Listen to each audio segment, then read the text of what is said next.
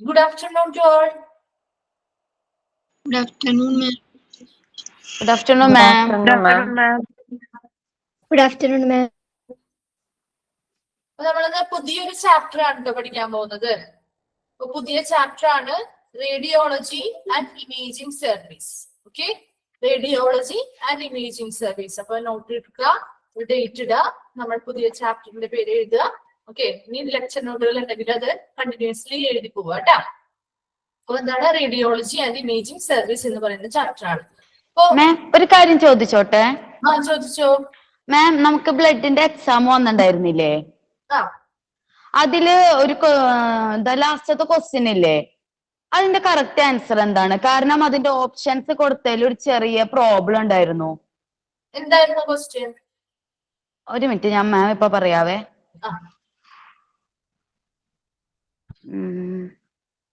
അത് നമ്മുടെ ബ്ലഡില് വരുന്ന അസുഖത്തിന്റെ സംബന്ധിച്ചുള്ള ഒരു ഇതായിരുന്നു. Screening four which disease? Options എന്ന് പറയുന്നത് പിന്നെ ഹെപ്പറ്റൈറ്റിസ് എ ആൻഡ് സി അങ്ങനെ കൊടുത്തിരുന്നത്. എ ആൻഡ് സി അത് മാം അത് പറഞ്ഞുതരാം.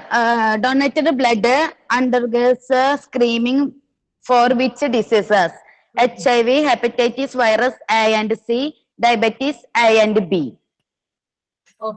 ഇതായിരുന്നു ഓപ്ഷൻസ് കൊടുത്തത്. പക്ഷെ ഇതില് ലാസ്റ്റത്തെ A and B ആണ് കറക്റ്റ് ആൻസർ വന്നേക്കണേ.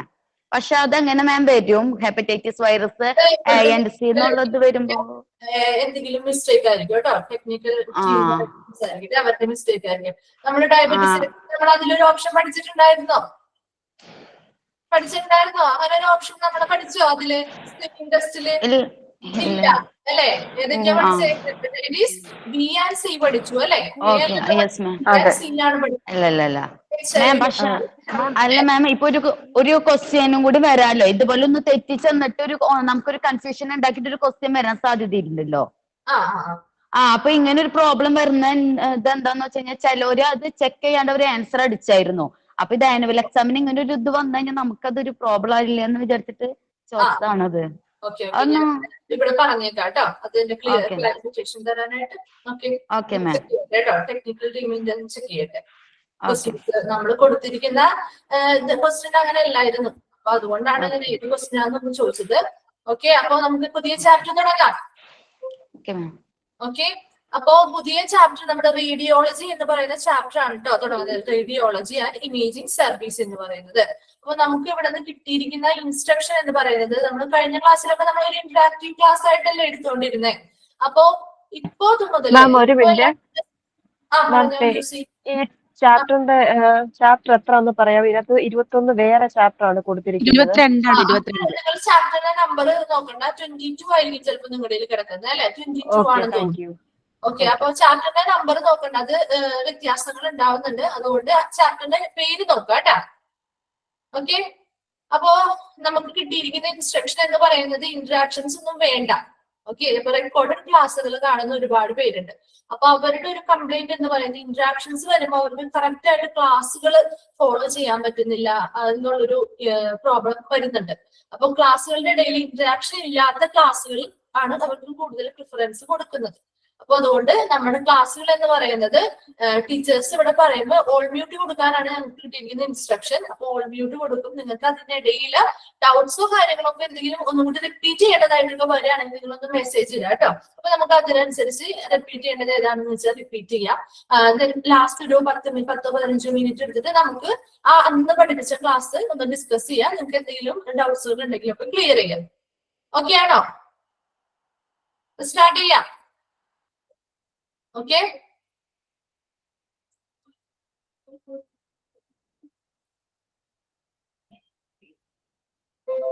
ഓക്കെ, അപ്പോ നമ്മുടെ ചാപ്റ്റർ ഏതാണ്? റേഡിയോളജി ആൻഡ് ഇമേജിംഗ് സർവീസ് എന്ന് പറയുന്ന ചാപ്റ്റർ ആണ് കേട്ടോ.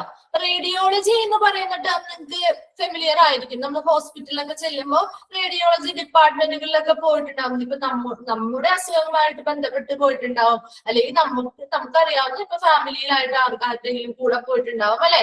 അപ്പൊ അങ്ങനെ എന്തെങ്കിലും കാര്യങ്ങളുമായി ബന്ധപ്പെട്ട് നമ്മൾ റേഡിയോളജി ഡിപ്പാർട്ട്മെന്റിൽ പോയിട്ടുണ്ടാവാം. അപ്പൊ ഈ റേഡിയോളജി ഡിപ്പാർട്ട്മെന്റ് എന്ന് പറയുന്നത് നിങ്ങൾ ഡിഫറെന്റ് ഡിപ്പാർട്ട്മെന്റ്സ് പഠിച്ചതല്ലേ. അപ്പൊ ഡിഫറെന്റ് ഡിപ്പാർട്ട്മെന്റ്സിൽ ഒരു സപ്പോർട്ടീവ് ഡിപ്പാർട്ട്മെന്റ് ആണ് ഹോസ്പിറ്റലിൽ അല്ലെ. ഹോസ്പിറ്റലിൽ ഒരു സപ്പോർട്ടീവ് ഡിപ്പാർട്ട്മെന്റ് ആണ് റേഡിയോളജി ഡിപ്പാർട്ട്മെന്റ് എന്ന് പറയുന്നത്. Then the radiology department is an essential part of any hospital. അതെ, ഏതൊരു ഹോസ്പിറ്റലിന്റെയും ഒരു അത്യാവശ്യ ഒരു ഭാഗമാണ് റേഡിയോളജി ഡിപ്പാർട്ട്മെന്റുകൾ എന്ന് പറയുന്നത് അല്ലെ. എന്താണ് റേഡിയോളജി ഡിപ്പാർട്ട്മെന്റിന്റെ പ്രത്യേകത? ഇപ്പൊ നമ്മൾ ഒരു എക്സാമ്പിൾ പറയുകയാണെങ്കിൽ ഇപ്പൊ നമ്മളൊന്ന് വീണു കഴിഞ്ഞാൽ ഇപ്പൊ നമ്മുടെ കൈക്ക് സാരമായിട്ട് എന്തെങ്കിലും ഒരു പരിക്ക് പറ്റിയെന്ന് വിചാരിക്കുക, വളരെയധികം വേദനയൊക്കെ ആണെന്നുണ്ടെങ്കിൽ നമ്മൾ എന്ത് ചെയ്യും? ഉടനെ തന്നെ ഹോസ്പിറ്റലിൽ പോകും അല്ലെ. ഹോസ്പിറ്റലിൽ പോയി ഡോക്ടറെ കൺസൾട്ട് ചെയ്യും. അങ്ങനെ ഡോക്ടറെ കൺസൾട്ട് ചെയ്യുമ്പോൾ ഡോക്ടർ എന്താ പറയാ? ആദ്യം പോയി എന്ത് എടുത്തിട്ട് വരാൻ പറയും? എക്സ്റേ എടുത്തിട്ട് വരാൻ പറയും അല്ലെ. അങ്ങനെ എക്സ്റേ എടുത്തിട്ട് നമ്മൾ എക്സ്റേ എടുക്കാനായിട്ട് ഏത് ഡിപ്പാർട്ട്മെന്റിലോട്ടാണ് പോകുന്നത്? റേഡിയോളജി ഡിപ്പാർട്ട്മെന്റിലോട്ട് പോകും അല്ലെ. അപ്പൊ റേഡിയോളജി ഡിപ്പാർട്ട്മെന്റിലോട്ട് പോകുന്നു, അവിടെ എക്സ്റേ എടുക്കുന്നു. എക്സ്റേയിൽ എടുത്തു കഴിഞ്ഞ് കഴിഞ്ഞാൽ നമുക്ക് എന്താ ഒരു black and white sheet, X-ray ഷീറ്റുകളൊക്കെ നമുക്ക് അവിടെ നിന്ന് തരും അല്ലെ. അപ്പൊ ഈ എക്സ്റേ എടുക്കുന്നത് എന്തിനു വേണ്ടിയിട്ടാണ്? ഏതെങ്കിലും ഒരു സ്പെസിഫിക് ആയിട്ടുള്ള ഒരു ഏരിയയിൽ, പ്രധാനമായിട്ടും ബോൺസിന്റെ തന്നെയാണ് അല്ലെ. ബോൺസിന് ഇപ്പൊ കൈക്കുള്ള വീണിട്ട് നമുക്ക് കൈയുടെ വേദനയായിട്ടാണ് പോകുന്നതെങ്കിൽ ആ കൈയില് ബോൺസിൽ എന്തെങ്കിലും ഫ്രാക്ചേഴ്സോ കാര്യങ്ങളോ ഉണ്ടായോ എന്നറിയാൻ വേണ്ടിയിട്ടാണ് നമ്മൾ എക്സ്റേ എടുക്കുന്നത്. അതുപോലെ തന്നെ കറക്റ്റ് പ്ലേസ് അല്ലെങ്കിൽ ഏതാണ് പൊസിഷൻ, ഏത് ഭാഗത്താണ് ഫ്രാക്ചർ അല്ലെങ്കിൽ അതുപോലെയുള്ള ക്രാക്കുകൾ എന്തെങ്കിലും ഉണ്ടായിട്ടുണ്ടോ എന്ന് കറക്റ്റ് പൊസിഷനും നമുക്ക് അതുവഴി അറിയാനായിട്ട് സാധിക്കും അല്ലെ. അപ്പൊ ഇങ്ങനെയുള്ള ഒത്തിരി ഏതൊക്കെയാണ് അങ്ങനെയുള്ള ടെക്നോളജീസ് ഉള്ളത്? എക്സ്റേ ഉണ്ട്, സ്കാനിങ്ങുകൾ ഉണ്ട് അല്ലെ.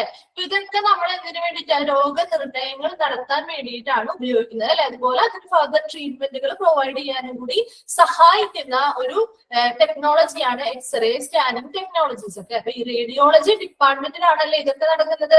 അപ്പൊ റേഡിയോളജി ഡിപ്പാർട്ട്മെന്റ് എന്ന് പറയുന്നത് കൊണ്ട് തന്നെ ഹോസ്പിറ്റലിൽ ഒരു അത്യാവശ്യ ഭാഗമാണ് അല്ലെ. ആദ്യം നമുക്ക് രോഗനിർണയങ്ങൾ നടത്താനായിട്ട് പ്രൈമറി ആയിട്ട് നമുക്ക് ഉപയോഗിക്കാൻ പറ്റുന്നത് ഏതാണ്? എക്സ്റേ പോലുള്ളവയാണ്. അപ്പൊ അതായത് നമുക്ക് നോക്കുമ്പോൾ പ്രഥമ ദൃഷ്ടിയാൽ നമുക്ക് കാണാത്തതായിട്ടുള്ള കാര്യങ്ങൾ, ഇന്റേണൽ ആയിട്ടുള്ള കാര്യങ്ങൾ നമ്മുടെ ബോഡിയിൽ ഓരോ കാര്യങ്ങളും നമ്മൾ എങ്ങനെയാണ് ഈ എക്സ്റേ സ്കാനിങ്ങൾ വഴിയാണ് നമ്മൾ അറിയുന്നത് അല്ലെ. അപ്പൊ അങ്ങനെയുള്ള മെത്തേഡുകൾ ഉപയോഗിക്കുന്ന ഒരു ഡിപ്പാർട്ട്മെന്റ് ആണ് എന്ന് പറയുന്നത് റേഡിയോളജി ഡിപ്പാർട്ട്മെന്റ് എന്ന് പറയുന്നത്. അപ്പൊ ഇതെന്താണ്? ഹോസ്പിറ്റലിൽ ഇമ്പോർട്ടന്റ് ആയിട്ടുള്ള ഒരു പാർട്ട് അല്ലെങ്കിൽ ഒരു ഭാഗം, ഒരു സപ്പോർട്ടിംഗ് ഡിപ്പാർട്ട്മെന്റ് തന്നെയാണ് റേഡിയോളജി ഡിപ്പാർട്ട്മെന്റ് എന്ന് പറയുന്നത്. ഓക്കെ, അപ്പൊ റേഡിയോളജി എന്താണെന്ന് നോക്കിയേ. Radiology is regarded as A branch of medicine. Radiology എന്ന് പറഞ്ഞാൽ എന്താ? Branch of medicine. എന്താണ്? വൈദ്യശാസ്ത്രത്തിന്റെ ഒരു ശാഖയാണ് റേഡിയോളജി എന്ന് പറയുന്നത് അല്ലെ. ബ്രാഞ്ച് ഓഫ് മെഡിസിൻ, മെഡിസിന്റെ ഒരു ബ്രാഞ്ച് അല്ലെങ്കിൽ ശാഖയാണ് radiology. That deals with radiant energy in the diagnosis and treatment of diseases by using imaging technologies. Note here, imaging technologies. എന്താണ് imaging technologies എന്ന് പറയുന്നത്? ഇമേജിംഗ് ടെക്നോളജീസിൽ വരുന്നത് ഏതൊക്കെയാ? നമ്മളിപ്പോ പറഞ്ഞ എക്സ്റേസ്, സ്കാനിങ്ങുകളൊക്കെയാണ് ഈ ഇമേജിംഗ് ടെക്നോളജീസിൽ വരുന്നത് അല്ലെ. അവ എന്തിനാ ഉപയോഗിക്കുന്നത്? എന്തിനു വേണ്ടിയാണ് ഇങ്ങനെ ഒരു ഇമേജിംഗ് ടെക്നോളജി ഉപയോഗിക്കുന്നത്? എക്സ്റേയും സ്കാനിങ്ങുകളും വഴിയൊക്കെ നമുക്ക് എന്താ കിട്ടുക? നമ്മുടെ ബോഡിയുടെ അല്ലെ, ഒരു മനുഷ്യന്റെ ബോഡിയിലെ സ്ട്രക്ചർ അല്ലെ, എന്തൊക്കെ അതിന്റെ പുറമേ ഉള്ള സ്ട്രക്ചർ ആയിക്കോട്ടെ അല്ലെങ്കിൽ ഇന്റേണൽ ആയിട്ടുള്ള സ്ട്രക്ചേഴ്സ് ആയിക്കോട്ടെ, ഓർഗൻസ് ഉണ്ട് അല്ലെ, ഇന്റേണൽ ആയിട്ട് ഓർഗൻസ് ഉണ്ട്, ടിഷ്യൂസ് ഉണ്ട്, അതുപോലെ ബോൺസ് ഉണ്ട്. അങ്ങനെ ഉള്ളതിന്റെ എല്ലാത്തിന്റെയും ഇന്റേണൽ ആയിട്ടുള്ള ഒരു ഇമേജ് അല്ലെങ്കിൽ ഒരു ചിത്രം കിട്ടാൻ വേണ്ടിയിട്ടാണ് നമ്മൾ ഈ എക്സ്റേ സ്കാനിങ്ങുകളൊക്കെ ചെയ്യുന്നത്. അപ്പൊ ഇങ്ങനെ ഇന്റേണൽ ആയിട്ടുള്ളത് ഒരു ബോഡിയുടെ സ്ട്രക്ചർ എങ്ങനെയാണ്, അതിന്റെ ഉള്ളിൽ എന്തെങ്കിലും പ്രോബ്ലംസ് ഒക്കെ ഉണ്ടോ, അല്ലെങ്കിൽ നമ്മുടെ ഇന്റേണൽ ആയിട്ടുള്ള ഓർഗൻസിന് എന്തെങ്കിലും പ്രോബ്ലംസ് വന്നിട്ടുണ്ടോ, അല്ലെങ്കിൽ ബോൺസിന് എന്തെങ്കിലും ഫ്രാക്ചേഴ്സ് ഉണ്ടായിട്ടുണ്ടോ, അല്ലെങ്കിൽ എന്തെങ്കിലും ടിഷ്യൂസിന് എന്തെങ്കിലും വ്യത്യാസങ്ങൾ ഉണ്ടായിട്ടുണ്ടോ, അങ്ങനെയുള്ള എല്ലാ തരത്തിലുള്ള വൈകല്യങ്ങളും കാര്യങ്ങളും നമുക്ക് ഈ ഇമേജിംഗ് ടെക്നോളജി അല്ലെങ്കിൽ ഈ ആന്തരിക അവയവങ്ങളുടെ അല്ലെങ്കിൽ ആന്തരിക ഭാഗങ്ങളുടെ ചിത്രം എടുത്താൽ അല്ലെങ്കിൽ ഇമേജ് എടുത്താൽ നമുക്ക് അത് ക്ലിയർ ആയിട്ട് മനസ്സിലാവാൻ പറ്റും. അപ്പൊ അതിന് വേണ്ടിയിട്ട് അങ്ങനെ ഒരു ഇമേജിംഗ് ടെക്നോളജി അല്ലെ, ആ ഒരു ടെക്നോളജി അല്ലെ ചിത്രം എടുക്കുന്നു, അങ്ങനെ ഒരു ചിത്രം എടുക്കുന്നു, ആ ഒരു ടെക്നോളജിയാണ് ഇത് റേഡിയോളജിയിൽ ഉപയോഗിക്കുന്നത്. അങ്ങനെ ഒരു ഇമേജിംഗ് ടെക്നോളജി ഉപയോഗിച്ചുകൊണ്ട് എന്ത് ചെയ്യുന്നു, രോഗത്തെ ഡയഗ്നോസ് ചെയ്യുന്നു, രോഗനിർണയം നടത്തുന്നു, ആൻഡ് ട്രീറ്റ്മെന്റ് ഓഫ് ഡിസീസ്, എന്താണ് ആ രോഗത്തിനുള്ള ട്രീറ്റ്മെന്റുകളും നൽകുന്നു. അപ്പൊ ആ ഒരു ഡിപ്പാർട്ട്മെന്റിനെ അല്ലെങ്കിൽ ആ ഒരു വിഭാഗത്തെ നമ്മൾ വിളിക്കുന്ന പേരാണ് റേഡിയോളജി. ഓക്കെ, അപ്പൊ റേഡിയോളജി എന്ന് പറഞ്ഞാൽ എന്താണ്, റേഡിയോളജി എന്ന് പറഞ്ഞാൽ ചോദിച്ചാൽ നിങ്ങൾ എന്ത് എഴുതണം, റേഡിയോളജി എന്ന് പറയുന്നത് ബ്രാഞ്ച് ഓഫ് മെഡിസിൻ അല്ലെ, മെഡിസിൻ അല്ലെങ്കിൽ വൈദ്യശാസ്ത്രത്തിന്റെ ഒരു ശാഖയാണ് റേഡിയോളജി എന്ന് പറയുന്നത്. ഇനി ഇവിടെ എന്താണ് ചെയ്യുന്നത്, എന്താണ് ഉപയോഗിക്കുന്ന ടെക്നോളജി, ഇമേജിംഗ് ടെക്നോളജി അല്ലെ, ഇമേജിംഗ് അല്ലെങ്കിൽ ചിത്രമെടുക്കുന്ന ആ ഒരു ടെക്നോളജി, ഇമേജിംഗ് ടെക്നോളജി ഉപയോഗിച്ചുകൊണ്ട് രോഗം ഡയഗ്നോസ് ചെയ്യുന്നു അല്ലെ, രോഗനിർണയം നടത്തുന്നു, അതുപോലെ തന്നെ ആ ഡിസീസിന് വേണ്ട ട്രീറ്റ്മെന്റുകൾ അല്ലെങ്കിൽ ചികിത്സകൾ നൽകുന്ന ആ ഒരു വിഭാഗത്തെ വിളിക്കുന്ന പേരാണ് റേഡിയോളജി അല്ലെങ്കിൽ റേഡിയോളജി ഡിപ്പാർട്ട്മെന്റുകൾ എന്ന് പറയുന്നത്. ഓക്കെ, അപ്പൊ ഇങ്ങനെയുള്ള പ്രോസസ്സുകൾ അല്ലെങ്കിൽ ഈ റേഡിയോളജിയിൽ ഇങ്ങനെ ഇമേജിംഗ് ടെക്നോളജീസ് ഉപയോഗിച്ചിട്ട് രോഗനിർണയം നടത്തുകയും അതിനാവശ്യമായിട്ടുള്ള ട്രീറ്റ്മെന്റുകളൊക്കെ പ്രൊവൈഡ് ചെയ്യാൻ സഹായിക്കുന്ന ആ ടെക്നീഷ്യനെ അല്ലെങ്കിൽ ആ റേഡിയോളജി ഡിപ്പാർട്ട്മെന്റിൽ അങ്ങനെ ഇത്രയും പ്രവർത്തനങ്ങൾ നടത്തുന്ന ആ ഒരു ടെക്നീഷ്യനെ വിളിക്കുന്ന പേരാണ് റേഡിയോളജിസ്റ്റുകൾ എന്ന് പറയുന്നത്. ഓക്കെ, റേഡിയോളജി ഡിപ്പാർട്ട്മെന്റിൽ ഈ ടെക്നീഷ്യൻസിനെ നമ്മൾ വിളിക്കുന്ന പേരെന്താ, റേഡിയോളജിസ്റ്റുകൾ എന്ന് വിളിക്കുന്നു. ഓക്കെ, ദെൻ എന്താണ് മെഡിക്കൽ ഇമേജിംഗ് എന്ന് നോക്കിയേ, മെഡിക്കൽ ഇമേജിംഗ് അല്ലെങ്കിൽ ഇമേജിംഗ് ടെക്നോളജീസ് നമ്മൾ ഉപയോഗിക്കുന്നു പറയുന്നില്ലേ. എന്താണ് medical imaging? is the visualization of body parts. എന്താണ് വിഷ്വലൈസേഷൻ? ദൃശ്യവൽക്കരണം അല്ലെ. അതായത് നമ്മൾ എന്താ ചെയ്യാ, മെഡിക്കൽ ഇമേജിംഗ് എന്ന് പറഞ്ഞാല് വൈദ്യശാസ്ത്രപരമായിട്ട് നമ്മൾ ഇമേജ് ചെയ്യാന്ന് പറഞ്ഞാൽ എന്താണ്, അത് വിഷ്വലൈസ് ചെയ്യാം. എന്തിനെയൊക്കെ ദൃശ്യവൽക്കരിക്കുക, ഓഫ് ബോഡി പാർട്സ്, ശരീര ഭാഗങ്ങളുടെ ഇമേജുകളാവാം അല്ലെങ്കിൽ വിഷ്വലൈസേഷൻ ആവാം. ടിഷ്യൂസ് അല്ലെ, ബോഡിയിലെ ഓരോ കോശങ്ങളുടെയും കലകളുടെയും എന്താണ് വിഷ്വലൈസേഷൻ ആവാം. ഓർ ഓർഗൻസ്, ഓർഗൻസ് എന്ന് പറഞ്ഞാൽ എന്താ, അവയവങ്ങൾ അല്ലെ, നമ്മുടെ ശരീരത്തിലെ അവയവങ്ങളുടെ വിഷ്വലൈസേഷൻ ആവാം.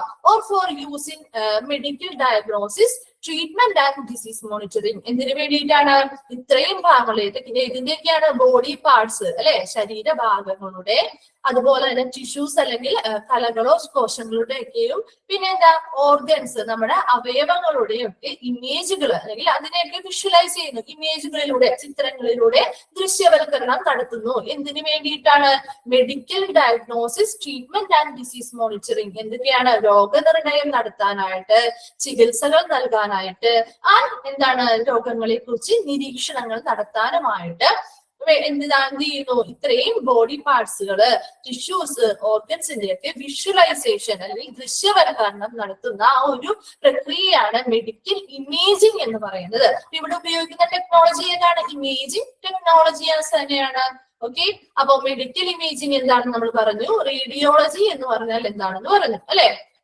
ഈ മെഡിക്കൽ ഇമേജിംഗ് പോലെയുള്ള ടെക്നിക്സ് അല്ലെങ്കിൽ മെഡിക്കൽ ഇമേജിംഗ് ടെക്നോളജി അല്ലെങ്കിൽ ഇമേജിംഗ് ടെക്നോളജി എന്ന് പറയുന്നത് 4 ടൈപ്പ് ആയിട്ടാണ് തിരിച്ചിരിക്കുന്നത്. 4 type of medical imaging technologies ഉണ്ട്. ഓക്കെ, ഇമേജിംഗ് ടെക്നോളജീസ് അല്ലെങ്കിൽ ഇങ്ങനെയുള്ള ഇമേജുകൾ ഉപയോഗിച്ച് ചിത്രങ്ങൾ എടുക്കുന്ന ആ ഒരു ടെക്നോളജി ഉപയോഗിക്കുന്ന 4 ടൈപ്പ് ആയിട്ടാണ് തിരിച്ചിരിക്കുന്നത്. ഓക്കെ, ഏതൊക്കെയാണ് ഇമേജ് ടെക്നോളജീസ്? 4 ടൈപ്പായിട്ട് തിരിച്ചിരിക്കുന്നത് നോക്കിയേ. The term imaging composes of the following. ഏതൊക്കെയാണ് ഇമേജുകൾ എടുക്കാനായിട്ട് ഉപയോഗിക്കുന്ന 4 ടൈപ്പ്? എക്സ്റേസ്, ഫസ്റ്റ് വൺ ആണ് X-rays, ultrasound, CT scan and MRI. Okay, ഏതൊക്കെയാണ് നോക്കിയേ, എക്സ്റേ 4 ടൈപ്സ് ഉണ്ടെന്ന് പറഞ്ഞു. ഫസ്റ്റ് വൺ ആണ് എക്സ്റേ, രണ്ടാമത്തത് ultrasound, and third one CT scan, and fourth one ഏതാ, MRI. ഓക്കെ, അപ്പൊ റേഡിയോളജി എന്ന് പറഞ്ഞാൽ എന്താണ്, റേഡിയോളജി ഡിപ്പാർട്ട്മെന്റ് എന്ന് പറയുന്നത് ഒരു സപ്പോർട്ടീവ് ഡിപ്പാർട്ട്മെന്റ് ആണ്. ഹോസ്പിറ്റലിൽ ഒരു സപ്പോർട്ടീവ് ഡിപ്പാർട്ട്മെന്റ് ആണ്. അതുപോലെ തന്നെ ഹോസ്പിറ്റലിൽ ഒരു അത്യാവശ്യമായിട്ടുള്ള ഒരു ഭാഗം കൂടിയാണ് റേഡിയോളജി ഡിപ്പാർട്ട്മെന്റുകൾ എന്ന് പറയുന്നത്.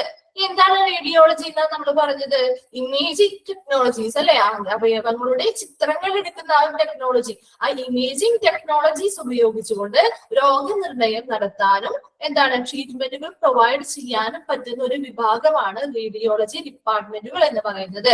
ഇത് ഒരു മെഡിസിന്റെ ഒരു ബ്രാഞ്ച് ആണ് അല്ലെ, ശാഖയാണ് റേഡിയോളജി എന്ന് പറയുന്നത്. ഇവിടെ ഇമേജിംഗ് ടെക്നോളജീസ് ഉപയോഗിക്കുന്നുണ്ടെന്ന് നമ്മൾ പറഞ്ഞു. അതിൽ ഇമേജ് അല്ലെങ്കിൽ മെഡിക്കൽ ഇമേജിംഗ് എന്താണെന്ന് പറഞ്ഞത്, ചിത്രങ്ങൾ എടുക്കുന്നത് എന്തിന്റെയൊക്കെ ഇമേജുകളായാലും വിഷ്വലൈസേഷൻ ആണ് ചെയ്യുന്നത്, ബോഡി പാർട്സിന്റെ അല്ലെ, ശരീരത്തെ ഓരോ ഭാഗങ്ങളുടെ ആവാം, ടിഷ്യൂസിന്റെ ആവാം, അല്ലെങ്കിൽ അവയവങ്ങളുടെ ഓർഗൻസിന്റെ ആവാം, ഇവരുടെ എല്ലാത്തിന്റെയും ഇമേജുകൾ വിഷ്വലൈസ് ചെയ്ത് അല്ലെങ്കിൽ ദൃശ്യവൽക്കരണം നടത്തിക്കൊണ്ട് ഓരോ രോഗത്തെക്കുറിച്ചും രോഗനിർണയം നടത്താൻ സാധിക്കും, ട്രീറ്റ്മെന്റുകൾ പ്രൊവൈഡ് ചെയ്യാൻ സാധിക്കും. ആൻഡ് ഓൾസോ ഡിസീസ് മോണിറ്ററിംഗ് എന്താണ്, രോഗ നിരീക്ഷണങ്ങൾ നടത്താനും സഹായിക്കുന്നു. ദെൻ 4 ഇമേജിംഗ് ടെക്നോളജീസ് ആണ്, 4 ടൈപ്പ് ഓഫ് ഇമേജിംഗ് ടെക്നോളജീസ് ആണ് നമ്മൾ പഠിച്ചത്. ഏതൊക്കെയായിരുന്നു? ഒന്നാമത്തത് എക്സ്റേ, സെക്കൻഡ് വൺ ഏതാ അൾട്രാസൗണ്ട് സ്കാനിങ്, തേർഡ് വൺ ഏതാ CT scanning, and fourth one MRI. Okay, അപ്പൊ അതിൽ ഫസ്റ്റ് എക്സ്റേ. എക്സ്റേ എന്താണ്? നമുക്ക് അറിയാവുന്ന ഒരു ടേം ആണ് എക്സ്റേ അല്ലെ. നമ്മൾ മിക്കവർക്കും എന്തെങ്കിലും ഒക്കെ ആവശ്യങ്ങൾക്ക് എക്സ്റേസ് എടുത്തിട്ടുണ്ടാവാം. അതുകൊണ്ട് തന്നെ അത് ഇമ്പോർട്ടന്റ് എന്താണ്, പ്രത്യേകമായിട്ട് നമുക്ക് പറയേണ്ട കാര്യമില്ല, നമുക്ക് ഓൾറെഡി ഫെമിലിയർ ആയിട്ടുള്ള ഒരു കാര്യമാണ് എക്സ്റേ എന്ന് പറയുന്നത് അല്ലെ. എക്സ്റേ എന്താണെന്ന് നോക്കിയേ. X-ray is a rapid pain-free procedure that is done to create images of the structures within the body, particularly the bones. അപ്പൊ എന്താണ് എക്സ്റേ? എക്സ്റേ എന്ന് പറയുന്നത് ഒരു പെട്ടെന്നല്ലേ റാപ്പിഡ് ആയിട്ട് ചെയ്യാൻ പറ്റുന്ന ഒരു കാര്യമാണ് അല്ലെ. ഒത്തിരി ടൈം കൺസ്യൂമിംഗ് ഒന്നുമില്ല, പെട്ടെന്ന് തന്നെ നമുക്ക് എക്സ്റേ എടുത്തുകൊണ്ട് അതിന്റെ ഇമേജുകൾ കിട്ടാനായിട്ട് സഹായിക്കും.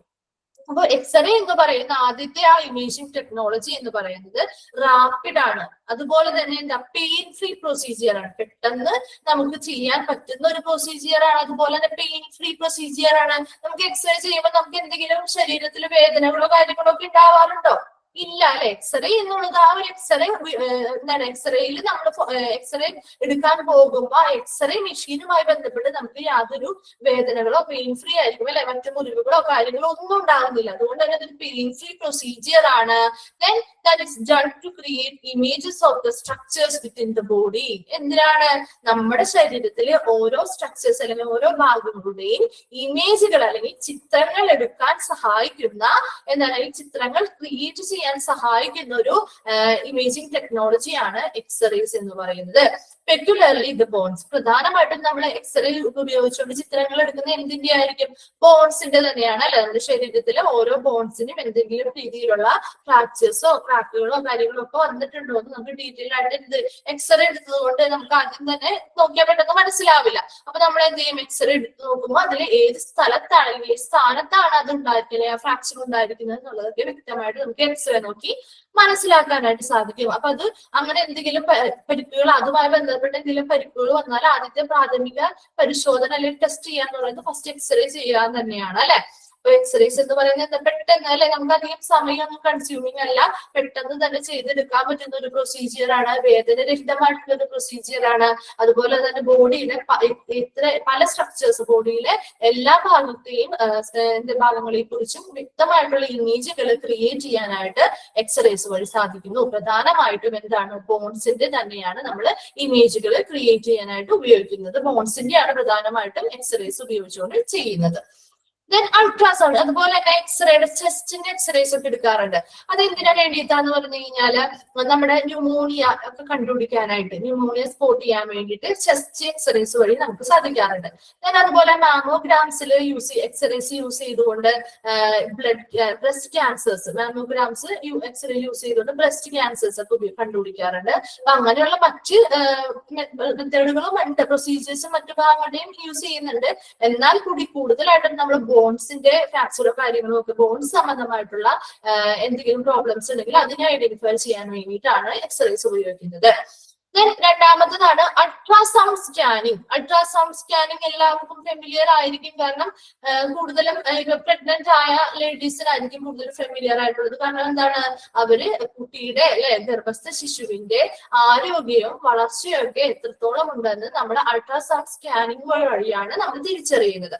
അപ്പൊ ഈ അൾട്രാസൗണ്ട് സ്കാനിങ് അതുകൊണ്ട് തന്നെ എന്താണ്, അതൊരു സേഫ് ആയിട്ടുള്ള വളരെ സേഫ് ആയിട്ടുള്ള ഒരു പ്രൊസീജിയർ ആണ്.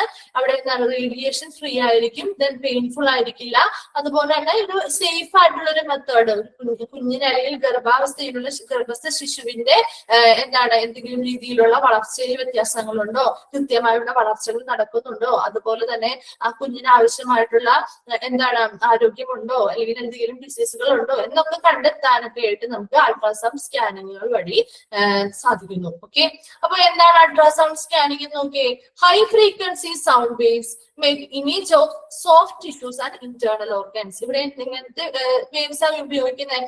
ഹൈ ഫ്രീക്വൻസിയിലുള്ള സൗണ്ട് വേവ്സ് അല്ലെങ്കിൽ ശബ്ദ തരംഗങ്ങളാണ് ഇവിടെ ഉപയോഗിക്കുന്നത്. Okay, then make image of soft tissues and internal organs. എന്തിനൊക്കെ വേണ്ടിയിട്ടാ? ആന്തരികമായിട്ടുള്ള അവയവങ്ങൾ അല്ലെ, ആന്തരിക അവയവങ്ങളുടെ ചിത്രം എടുക്കാനും ആൻഡ് സോഫ്റ്റ് ടിഷ്യൂസ് അല്ലെ, നമ്മുടെ ബോഡിയിലെ മൃദുവായിട്ടുള്ള കോശങ്ങളുണ്ട്, അവയ്ക്ക് എന്തെങ്കിലും പ്രോബ്ലംസ് ഒക്കെ ഉണ്ടെങ്കിൽ അതിനെ ഐഡന്റിഫൈ ചെയ്യാൻ അല്ലെങ്കിൽ അതിന്റെയും ഇമേജുകൾ എടുക്കാനായിട്ടാണ് നമ്മൾ അൾട്രാസൗണ്ട് സ്കാനിങ്ങുകൾ ഉപയോഗിക്കുന്നത്. And that is non invasive. എന്താണ് നോൺ ഇൻവേസീവ് എന്ന് പറഞ്ഞാൽ? മുറിവുകൾ ഉണ്ടാകാത്ത, അതാണ് നോൺ ഇൻവേസീവ് എന്ന് പറയുന്നത്.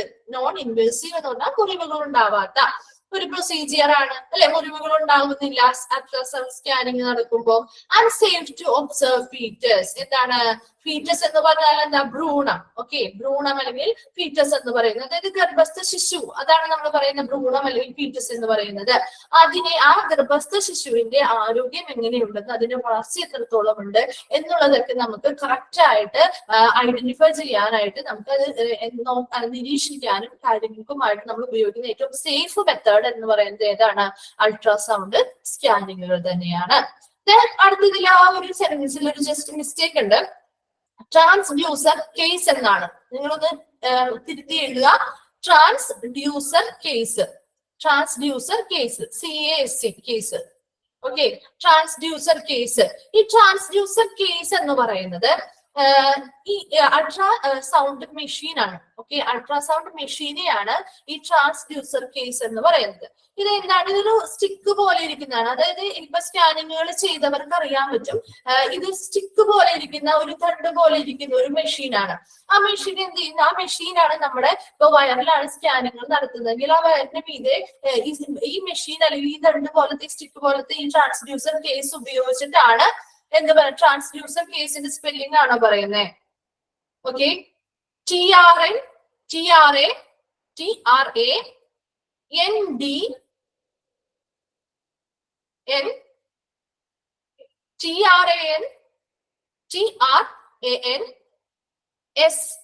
ട്രാൻസ്ഡ്യൂസർ എന്നാണ് കേട്ടോ.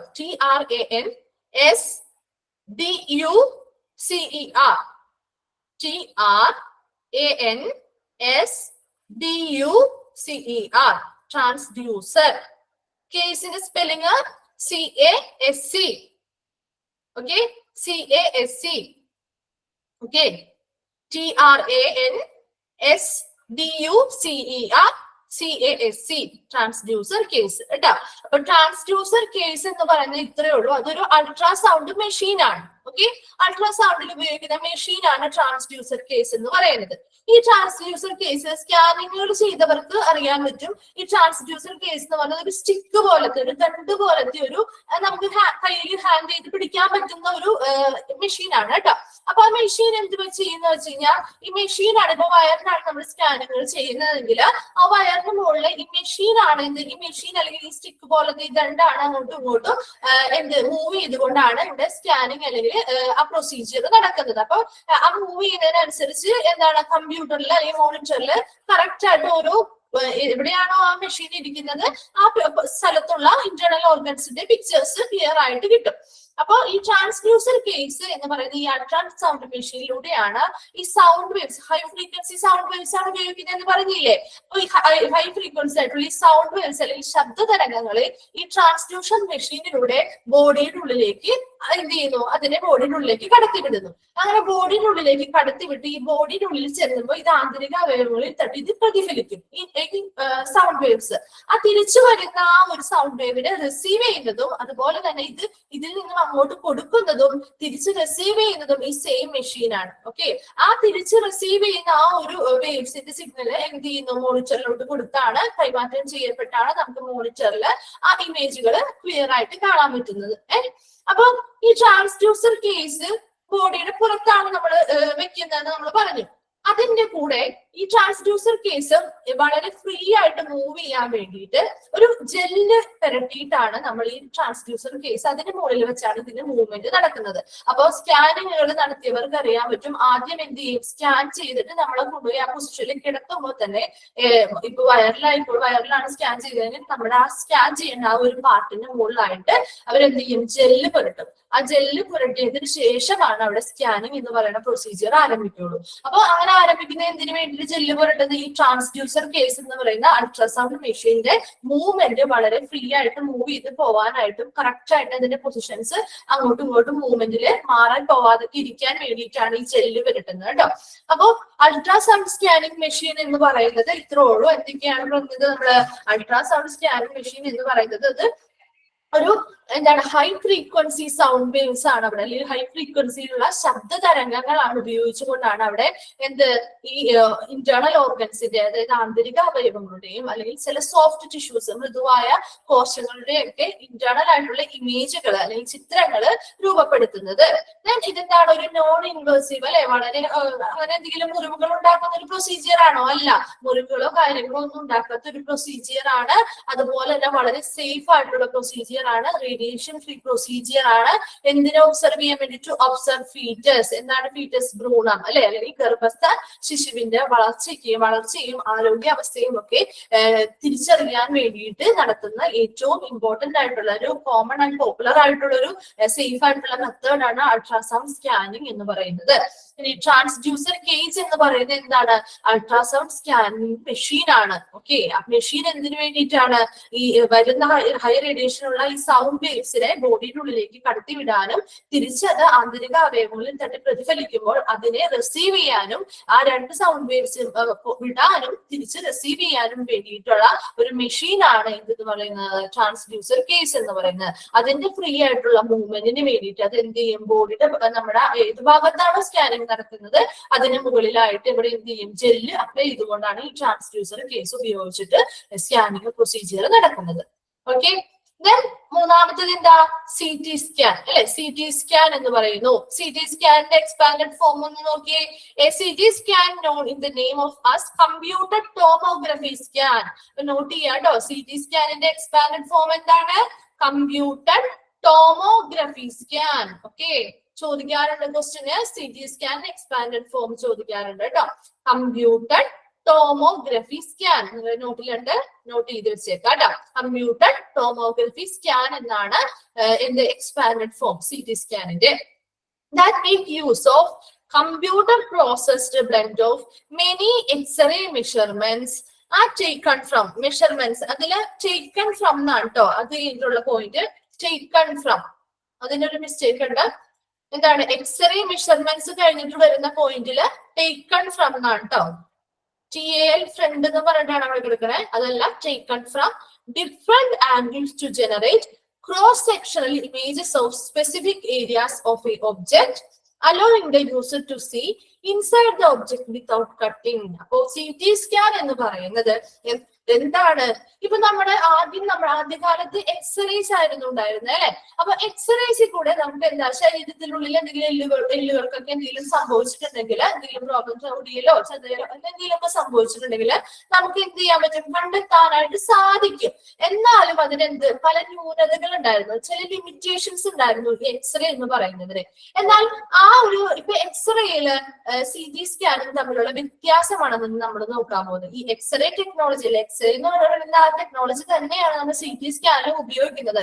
പക്ഷേ അത് തമ്മിലുള്ള വ്യത്യാസം എന്ന് പറയുന്നത്, എക്സ്റേയിലാണെങ്കിൽ നമുക്ക് ഒരു ഒബ്ജക്റ്റ്, ഇപ്പൊ എന്തെങ്കിലും ഒരു ബോണിന്റെ ആണ് നമ്മൾ ഇമേജ് എടുക്കുന്നതെന്ന് വിചാരിക്കാം.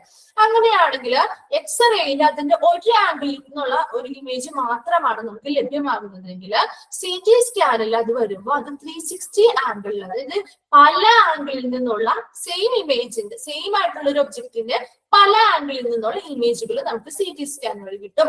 അപ്പോ അവിടെ എന്താണ്, നമ്മുടെ രോഗനിർണയം കുറച്ചുകൂടി കാര്യക്ഷമമാക്കാൻ അല്ലെങ്കിൽ കുറച്ചുകൂടി എഫിഷ്യന്റ് ആക്കാനായിട്ട് നമുക്ക് സാധിക്കും അല്ലെ. കുറച്ചുകൂടി ഡീറ്റെയിൽഡ് ആയിട്ട് നമുക്ക് അതിനെ എന്ത് ചെയ്യാൻ പറ്റും, ഡയഗ്നോസ് ചെയ്യാനും അതിനുള്ള ട്രീറ്റ്മെന്റുകൾ നൽകാനും സാധിക്കും. അപ്പൊ അതാണ് പ്രധാനമായിട്ടും ഈ രണ്ടും സ്കാനിങ്, എക്സ്റേയും CT സ്കാനും തമ്മിലുള്ള വ്യത്യാസം എന്ന് പറയുന്നത്. CT സ്കാൻ എങ്ങനെയാണ്, കമ്പ്യൂട്ടറിലാണ് വിവരങ്ങൾ ശേഖരിക്കുന്നത്. ഓക്കെ, അതാണ് കമ്പ്യൂട്ടർ പ്രോസസ്ഡ് എന്ന് പറയുന്നത്. കമ്പ്യൂട്ടറിലാണ് വിവരങ്ങൾ ശേഖരിക്കുന്നത്. അതോടൊപ്പം തന്നെ നമുക്ക് CT സ്കാൻ ചെയ്യുന്നതോടൊപ്പം തന്നെ സെയിം ടൈമിൽ തത്സമയം തന്നെ നമുക്ക് എന്ത് ചെയ്യാം, കമ്പ്യൂട്ടർ മോണിറ്ററിൽ നമുക്ക് ഈ എക്സ്റേ ചിത്രങ്ങൾ കാണാനായിട്ടും സാധിക്കുന്നു. ഓക്കെ, അപ്പൊ എക്സ്റേയും CT സ്കാനും തമ്മിലുള്ള വ്യത്യാസം മനസ്സിലായോ? ഒന്നുകൂടി പറയാം. എക്സ്റേ എന്ന് പറയുന്ന ആ ഒരു പ്രോസസ്സിന്റെ അതേ ഒരു ടെക്നോളജി തന്നെയാണ് CT സ്കാനിലും ഉപയോഗിക്കുന്നത്. ഓക്കെ, അപ്പൊ ഈ CT സ്കാനിൽ എക്സ്റേസിലാണെങ്കിൽ ഒരു ഇപ്പൊ എന്തെങ്കിലും ഒരു ബോൺസിന്റെ ആയിക്കോട്ടെ, അങ്ങനെ എന്തെങ്കിലും ഒരു ഒബ്ജക്റ്റ് ആയിക്കോട്ടെ, അല്ലെങ്കിൽ ഏതെങ്കിലും ഒരു ഏരിയ ആയിക്കോട്ടെ, അതിന്റെ ഒരു ആംഗിളിൽ നിന്നുള്ള ഇമേജ് മാത്രമാണ് എക്സ്റേസിൽ കിട്ടുള്ളൂ. എന്നാൽ CT സ്കാൻ വരുമ്പോൾ അതെന്താണ്, 360 ഡിഗ്രി അല്ലെങ്കിൽ വ്യത്യസ്ത കോണുകളിൽ നിന്നുള്ള ആംഗിളുകൾ അല്ലെങ്കിൽ വ്യത്യസ്ത ആംഗിളിൽ നിന്നുള്ള എന്താണ് ഇമേജുകളാണ് നമുക്ക് ഒരു സെയിം ഒബ്ജക്റ്റിന്റെ വ്യത്യസ്ത ആംഗിളിൽ നിന്നുള്ള ഇമേജുകൾ കിട്ടും. അപ്പൊ അതുകൊണ്ടാണ് എന്താണ് CT സ്കാൻ എങ്ങനെയാണ് ഈ രോഗനിർണയം നടത്താനായിട്ട് നമുക്ക് കുറച്ചുകൂടി എഫിഷ്യന്റ് ആയിട്ട് മാറി അല്ലെ, കുറച്ചുകൂടി ഡീറ്റെയിൽഡ് ആയിട്ട് നമുക്ക് റിപ്പോർട്ടുകൾ കിട്ടും. അതുപോലെ തന്നെ എന്താണ്, അത് സെയിം ടൈമില് ഇപ്പൊ ഇത് ഒരു കമ്പ്യൂട്ടറിലാണ് നമുക്ക് വിവരങ്ങൾ ശേഖരിച്ചു വെക്കുന്നത്. അപ്പൊ ആ സെയിം ടൈമിൽ തന്നെ നമുക്ക് എന്ത് ചെയ്യാം, ഈ എക്സ്റേസ് നമുക്ക് മോണിറ്ററിൽ കാണാനും പറ്റും എന്നുള്ളതൊക്കെ CT സ്കാനും എക്സ്റേസും തമ്മിലുള്ള വ്യത്യാസങ്ങളാണ്. ഓക്കെ, ഇനി ഈ CT സ്കാനിന്റെ എക്സ്പാൻഡഡ് ഫോം എന്താണ്, കമ്പ്യൂട്ടർ ടോമോഗ്രഫി സ്കാൻ എന്നും പറയുന്നു. ഓക്കെ, നോട്ട് ചെയ്യാം കേട്ടോ. allowing the user to see inside the object without cutting. അതുപോലെ തന്നെ ഇവിടെയും എന്താണ്, ഈ ഒരു ഒബ്ജക്റ്റ്, ഒരു പേഷ്യന്റിനെ ഏത് ഭാഗമാണോ നമുക്ക് കാണേണ്ടത് അല്ലെ, ഏത് ഭാഗത്തിന്റെയാണോ ഇമേജ് എടുക്കേണ്ടത് ആ ഭാഗത്തിന്റെ ഇമേജ് കാണാൻ പറ്റും. എങ്ങനെ, കട്ടിങ്ങോ അല്ലെങ്കിൽ മുറിവുകളോ കാര്യങ്ങളോ ഒന്നും ഉണ്ടാക്കാതെ തന്നെ ശരീരത്തിനുള്ളിൽ ഏത് ബോഡി പാർട്സിന്റെയും ഇമേജുകൾ എടുക്കാനായിട്ട് നമുക്ക് സഹായിക്കുന്ന ഒരു മെത്തേഡ് കൂടിയാണ് CT സ്കാനുകൾ പോലെയുള്ളവ. Then MRI നോക്കി, MRIയുടെ ഫുൾ ഫോം എഴുതിക്കോ, magnetic resonance imaging. Magnetic resonance imaging, magnetic resonance imaging. Okay, MRI, that is magnetic resonance imaging.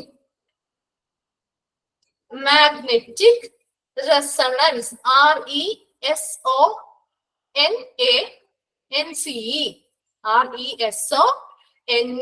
RESONANCE, resonance imaging. Okay, അപ്പൊ MRI എന്ന് പറഞ്ഞത് എന്താണ്, MRIയുടെ ഫുൾ ഫോം ചോദിക്കുകയാണെങ്കിൽ അല്ലെങ്കിൽ എക്സ്പാൻഡഡ് ഫോം ചോദിക്കുകയാണെങ്കിൽ എന്ത് എഴുതണം, മാഗ്നെറ്റിക് റെസൊണൻസ് ഇമേജിംഗ് എന്ന് എഴുതുക. എന്താണ് MRI നോക്കിയേ, it's a strong magnetic field and radio waves are used to view structure and create three-dimensional image. അപ്പൊ എന്താണ് MRI എന്ന് പറയുന്നത്, നമുക്ക് എന്താണ്, ഒരു സ്ട്രോങ് മാഗ്നറ്റിക് ഫീൽഡും റേഡിയോ വേവ്സുമാണ് അവിടെ ഉപയോഗിക്കുന്നത്. ഒരു സ്ട്രോങ് മാഗ്നറ്റിക് ഫീൽഡ് ഉണ്ടായിരിക്കും, റേഡിയോ വേവ്സും ഉണ്ടായിരിക്കും. അതാണ് യൂസ് ടു വ്യൂ, എന്തിനു വേണ്ടിയിട്ടാണ് use to view, structure and three dimensional image. എന്താണ്, നമ്മുടെ ബോഡിയിലെ ഓരോ സ്ട്രക്ചറിന്റെയും ഇമേജുകൾ കിട്ടാൻ. എങ്ങനെയുള്ള ഇമേജുകളാ, 3 ഡയമെൻഷണൽ അല്ലെങ്കിൽ ത്രിമാന ഇമേജുകള്, ത്രിമാന രീതിയിൽ അല്ലെങ്കിൽ 3 ഡയമെൻഷണൽ ആയിട്ടുള്ള പല ആംഗിളിൽ നിന്നുള്ള ഇമേജുകൾ കിട്ടാൻ വേണ്ടിയിട്ട് എന്തുപയോഗിക്കുന്നുണ്ട്, MRI എന്ന് പറയുന്നത്. ഇവിടെ എന്താണ്, സ്ട്രോങ് മാഗ്നറ്റിക് ഫീൽഡും റേഡിയോ വേവ്സും ഉപയോഗിച്ചുകൊണ്ട് എന്താണ് നമ്മുടെ ബോഡിയുടെ സ്ട്രക്ചറിന്റെ, ഓരോ ബോഡി സ്ട്രക്ചറിന്റെയും ഇമേജുകൾ ക്രിയേറ്റ് ചെയ്യുന്നു. എങ്ങനെയുള്ള ഇമേജുകൾ, 3 ഡയമെൻഷണൽ ഇമേജുകൾ ക്രിയേറ്റ് ചെയ്യുന്നു. അതാണ് MRI എന്ന് പറയുന്നത്.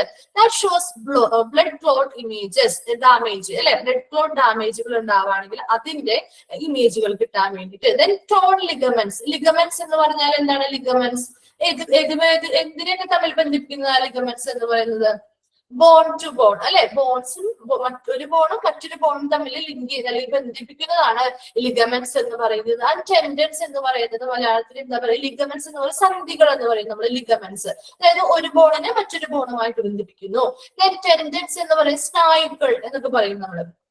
ടെൻഡൻസ് എന്ന് പറഞ്ഞാൽ ഇതാ മസിൽസും ബോൺസും തമ്മിൽ ബന്ധിപ്പിക്കുന്നതാണ് ടെൻഡൻസ്. മസിൽസും ബോൺസും തമ്മിൽ ബന്ധിപ്പിക്കുന്നു. And other soft tissue abnormality എന്താണ്, മറ്റെന്തെങ്കിലും രീതിയിലുള്ള കോശങ്ങൾക്ക് എന്തെങ്കിലും അബ്നോർമാലിറ്റീസോ അല്ലെങ്കിൽ നോർമൽ അല്ലാത്ത ഒരു അവസ്ഥ സിറ്റുവേഷൻസ് ഒക്കെ ഉണ്ടെങ്കിൽ അതൊക്കെ നമുക്ക് അങ്ങനെയുള്ള ഇതിനൊക്കെ നമുക്ക് കുറച്ചും കൂടി ഡീറ്റെയിൽഡ് ആയിട്ട് നമുക്ക് എന്താണ് കുറച്ചും കൂടി ആഴത്തില് അല്ലെ ബോഡിയുടെ ഉള്ളിൽ കുറച്ചും കൂടി ആഴത്തിലുള്ള കാര്യങ്ങൾ നമുക്ക് മനസ്സിലാക്കാനായിട്ട് MRI സഹായിക്കുന്നു.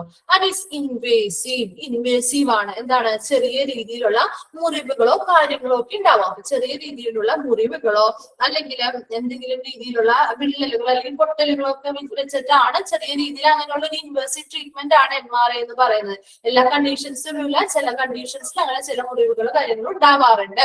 പിന്നെ അതുപോലെ തന്നെ MRI എന്ന് പറയുന്നത് വളരെ ഈ MRI മെഷീൻ വളരെ ഒരു വ്യത്യസ്തമായ ഒരു സൗണ്ട് പ്രൊഡ്യൂസ് ചെയ്യും ഈ വർക്ക് ചെയ്യുന്ന സമയത്ത്.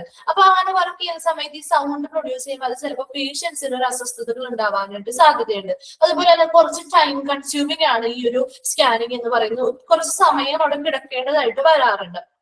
അതുപോലെ MRI എന്ന് പറയുന്നത് പ്രധാനമായിട്ടും ഇപ്പോ ഈ ടിഷ്യൂ അബ്നോർമാലിറ്റി എന്ന് നമ്മൾ പറഞ്ഞില്ലേ, അപ്പൊ അതായത് ക്യാൻസർ രോഗികൾക്ക്, ക്യാൻസർ പേഷ്യൻസിന് ക്യാൻസർ ഡയഗ്നോസ് ചെയ്യാനായിട്ട് നമ്മൾ MRI സ്കാനിങ്ങുകൾ ചെയ്യാറുണ്ട്. അതായത് അതിന്റെ സെൽസിന് എന്തെങ്കിലും അബ്നോർമാലിറ്റീസ് ഉണ്ടോ അല്ലെങ്കിൽ അൺകൺട്രോൾഡ് ആയിട്ടുള്ള ഗ്രോത്തുകൾ ഉണ്ടോ എന്നൊക്കെ അറിയാൻ വേണ്ടിയിട്ട് നമ്മൾ MRI ഉപയോഗിക്കാറുണ്ട്. അതുപോലെ തന്നെ MRIs പ്രധാനമായിട്ടും ഉപയോഗിക്കുന്ന ഏരിയാസ് എന്ന് പറയുന്നത് മസ്തിഷ്കം അല്ലെങ്കിൽ തലച്ചോറിൽ നമ്മൾ എന്തെങ്കിലും രീതിയിലുള്ള പ്രോബ്ലംസോ ഡിസീസോ വന്നിട്ടുണ്ടെങ്കിൽ അത് സീരിയസ് ആയിട്ടുള്ള കണ്ടീഷൻസ് ആണ്. ആദ്യത്തെ പ്രാഥമികമായിട്ടുള്ള എന്തെങ്കിലും ട്രീറ്റ്മെന്റുകൾ മാറിയില്ല എങ്കിൽ നമ്മൾ എന്ത് ചെയ്യും, അത്രയും കണ്ടീഷൻസ് മോശമാവുന്നതിനനുസരിച്ചാണ് നമ്മൾ MRI CT ഒക്കെ റെഫർ ചെയ്യുള്ളൂ ഡോക്ടേഴ്സ്. അപ്പൊ ആ സമയത്ത് ഇപ്പൊ തലച്ചോറില് അല്ലെങ്കിൽ മസ്തിഷ്കപരമായിട്ട് എന്തെങ്കിലും രോഗങ്ങൾ ഉണ്ടാവുകയാണെങ്കിൽ നമ്മൾ MRI ചെയ്യും. ദെൻ നട്ടല് അല്ലെ, നട്ടല് പരമായിട്ടുള്ള എന്തെങ്കിലും സംബന്ധമായിട്ടുള്ള രോഗങ്ങൾ ഉണ്ടെങ്കിൽ MRI സ്കാനുകൾ ചെയ്യും.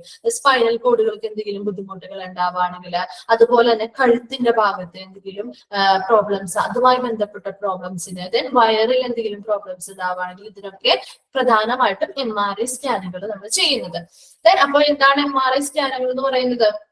അതായത് എന്താണ്, എന്തിനു വേണ്ടിയിട്ട് ഒരു സ്ട്രോങ് മാഗ്നറ്റിക് ഫീൽഡ് ആയിരിക്കും അവിടെ ഉണ്ടായിരിക്കുക. അതുപോലെ തന്നെ റേഡിയോ വേവ്സും ഉപയോഗിച്ചുകൊണ്ട് എന്താണ് ബോഡിയുടെ ബോഡിയുടെ ഓരോ സ്ട്രക്ചറിന്റെയും 3 ഡയമെൻഷണൽ ആയിട്ടുള്ള ഒരു ഇമേജ് ക്രിയേറ്റ് ചെയ്യുന്നു. ഓക്കെ, അങ്ങനെ ക്രിയേറ്റ് ചെയ്യുന്നത് വഴി എന്താണ് നമ്മുടെ ആന്തരിക അവയവങ്ങളുടെ ഘടനയും അതിന്റെ പ്രവർത്തനങ്ങളും ഒക്കെ നമുക്ക് ഡീറ്റെയിൽഡ് ആയിട്ട് നമുക്ക് കിട്ടും. അപ്പൊ ഇങ്ങനെയുള്ള MRIs CT സ്കാനുകളൊക്കെ എന്താണ് കുറച്ച് കോസ്റ്റ്ലി ആണ് അല്ലെ. അപ്പൊ അതുകൊണ്ട് തന്നെ എല്ലാ പേഷ്യൻസിനും ഈ MRIs അല്ലെങ്കിൽ CT സ്കാനുകളോ ഒന്നും അങ്ങനെ ഡോക്ടേഴ്സ് പെട്ടെന്ന് അങ്ങനെ കൺസൾട്ട് ചെയ്യാറില്ല. അത്രയ്ക്ക് സീരിയസ് ആയിട്ടുള്ള കണ്ടീഷൻസ് അല്ലെങ്കിൽ കുറച്ചധികം ട്രീറ്റ്മെന്റുകൾ അല്ലെങ്കിൽ പ്രൈമറി ട്രീറ്റ്മെന്റുകൾ പോലെയുള്ളതൊക്കെ ഒരു ഡോസ് വഴിയൊക്കെ കഴിഞ്ഞതിന് ശേഷം തീരെ മാറാത്ത ഒരു കണ്ടീഷൻ വരികയാണെങ്കിലാണ് അവർ എന്ത് ചെയ്യാൻ പ്രിഫർ ചെയ്യാറ് കൂടുതലും CT സ്കാനുകൾക്കും MRI സ്കാനുകൾക്കും ഒക്കെ ഡോക്ടേഴ്സ് എപ്പോഴും പ്രിഫർ ചെയ്യാറുള്ളൂ.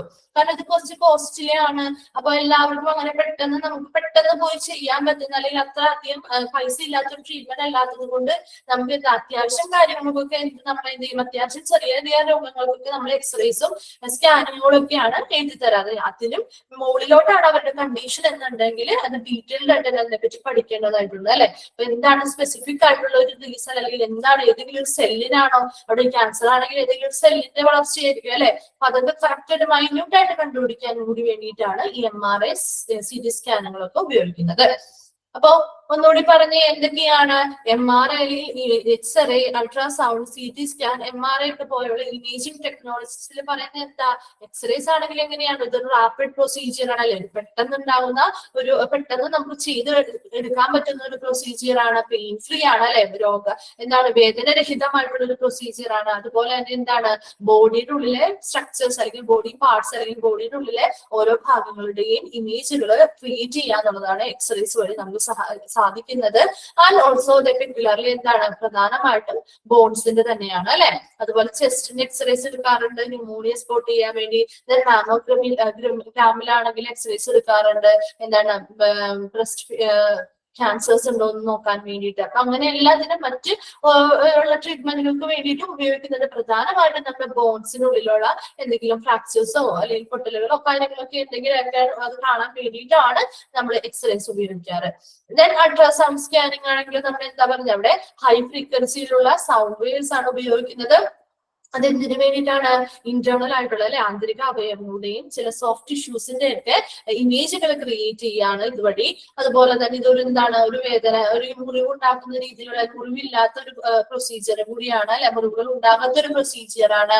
അതുപോലെ ഇത് ഗർഭസ്ഥ ശിശുവിന്റെ എന്താണ് വളർച്ചയും ആരോഗ്യസ്ഥിതിയും ഒക്കെ തിരിച്ചറിയാൻ വേണ്ടിയിട്ട് ഉപയോഗിക്കുന്ന ഏറ്റവും എഫിഷ്യന്റ് ആയിട്ടുള്ള ഒരു കോമൺ പ്രൊസീജിയർ അല്ലെങ്കിൽ എന്ന് പറയുന്നത് അൾട്രാസൗണ്ട് സ്കാനിങ് തന്നെയാണ്. ഇനി അവിടെ ഉപയോഗിക്കുന്ന അൾട്രാസൗണ്ട് സ്കാനിങ് മെഷീൻ ആണ് ട്രാൻസ്ഡ്യൂസർ കേസ് എന്ന് പറയുന്നത്. ഇത് എന്താണ്? ഇങ്ങനെയുള്ള ഹൈ ഫ്രീക്വൻസി ശബ്ദ തരംഗങ്ങളെ ബോഡിയുടെ ഉള്ളിലേക്ക് കടത്തിവിടുകയും തിരിച്ചത് പ്രതിഫലിക്കുന്ന ആ ഒരു റെസ്പോൺസ് അല്ലെങ്കിൽ അത് ആ റെസ്പോൺസ് ആയിട്ടുള്ള ആ ഒരു സൗണ്ട് വേവ്സിനെ റിസീവ് ചെയ്യുകയും എന്ത് ചെയ്യുന്നു, മോണിറ്ററിലേക്ക് കണക്ട് ചെയ്ത് കമ്പ്യൂട്ടറിലേക്ക് പ്രോസസ് ചെയ്ത് അവിടെ നമുക്ക് അതിന്റെ വ്യക്തമായിട്ടുള്ള സ്കാനിങ് ഇമേജുകൾ കാണാനായിട്ട് സാധിക്കും.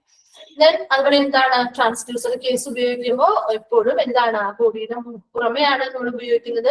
അവിടെ എപ്പോഴും പുറമെ എന്ത് ചെയ്യുന്ന ഒരു ജെല്ല് പുരട്ടിയാണ് ഈ ട്രാൻസ്ഡ്യൂസർ കേസ് മൂവ്മെന്റുകൾ നടക്കുന്നത്.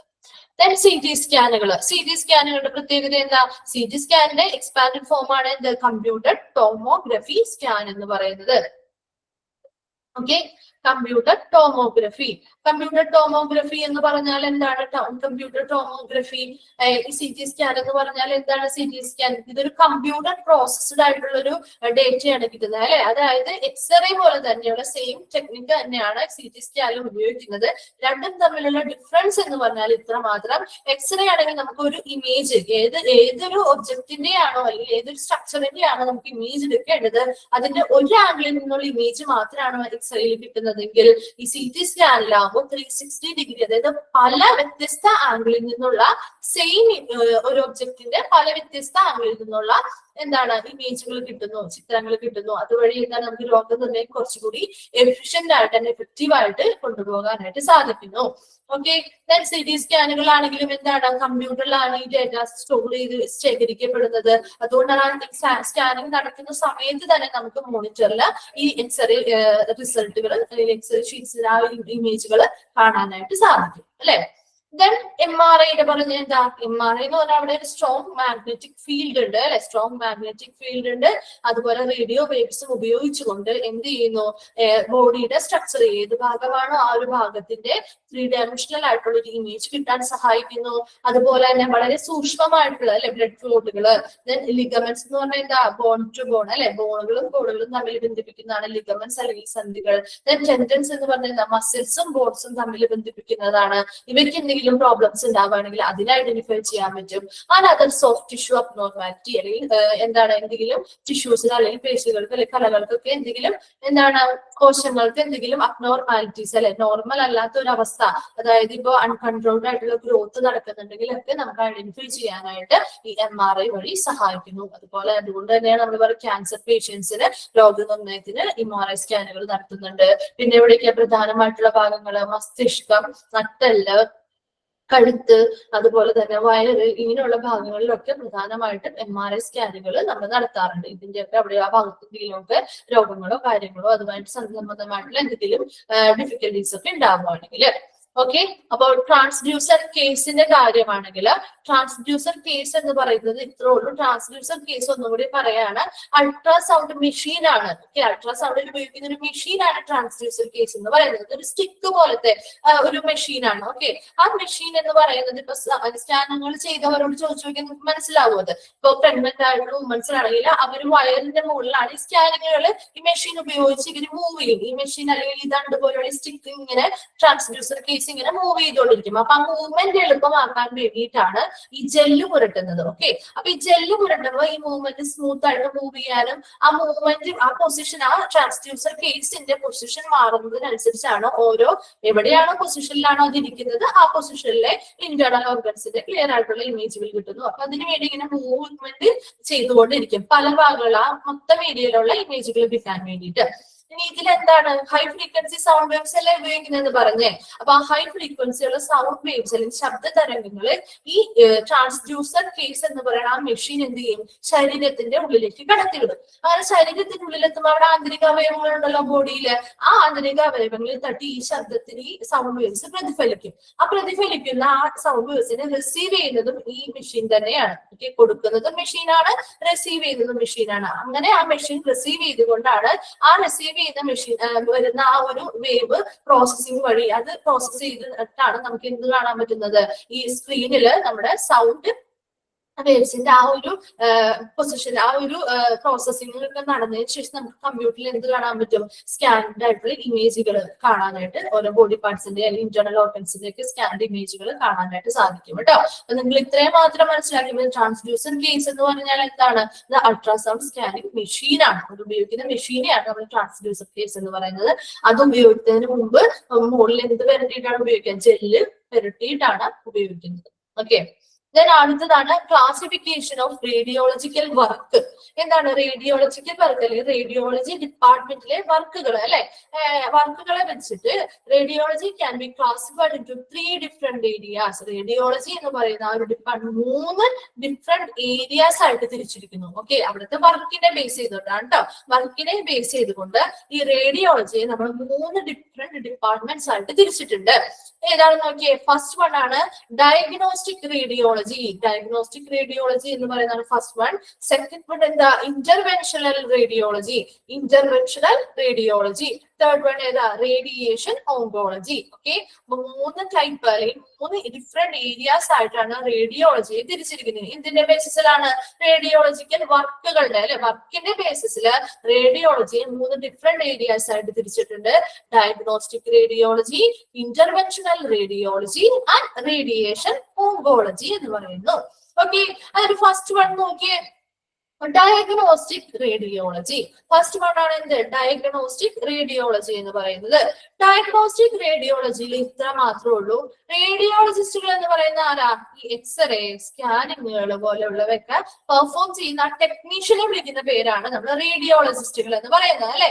അപ്പൊ ആ റേഡിയോളജിസ്റ്റുകൾ എന്ത് ചെയ്യുന്നു, employ imaging techniques like X-ray, ultrasound, CT scan and MRI scans to identify disorders throughout the body. അപ്പൊ റേഡിയോളജിസ്റ്റുകൾ എന്താണ് ചെയ്യുന്നത്, ഇമേജിംഗ് ടെക്നോളജീസ് അല്ലെ. ഇമേജിംഗ് ടെക്നോളജീസ് ഇപ്പൊ നമ്മൾ പഠിച്ചു, ഏതൊക്കെയായിരുന്നു, എക്സ്റേ ഉണ്ട്, അൾട്രാസൗണ്ട് സ്കാനിങ് ഉണ്ട്, CT സ്കാൻസ് ഉണ്ട്, ആൻഡ് MRI സ്കാനുകൾ ഉണ്ട് അല്ലെ. അപ്പൊ ഇപ്പൊ 4ഉമാണ് നമ്മൾ പഠിച്ച ഇമേജിംഗ് ടെക്നോളജീസ് എന്ന് പറയുന്നത്. അപ്പൊ ഈ 4 ഇമേജിംഗ് ടെക്നോളജീസും ഉപയോഗിച്ചുകൊണ്ട് ആരുപയോഗിക്കുന്നു, റേഡിയോളജിസ്റ്റുകൾ ഈ 4 ഇമേജിംഗ് ടെക്നോളജീസും ഉപയോഗിച്ചുകൊണ്ട് എന്ത് ചെയ്യുന്നു, identify disorders through out the body. എന്താണ്, ബോഡിയിലെ മൊത്തമായിട്ടുള്ള എന്തെങ്കിലും വൈകല്യങ്ങൾ ഉണ്ടോ എന്നുള്ളത് ഐഡന്റിഫൈ ചെയ്യുന്നതാണ് ഈ ഡയഗ്നോസ്റ്റിക് റേഡിയോളജി ഏരിയയുടെ പ്രധാന ഫംഗ്ഷൻ എന്ന് പറയുന്നത്, അല്ലെങ്കിൽ ഡ്യൂട്ടി എന്ന് പറയുന്നത്.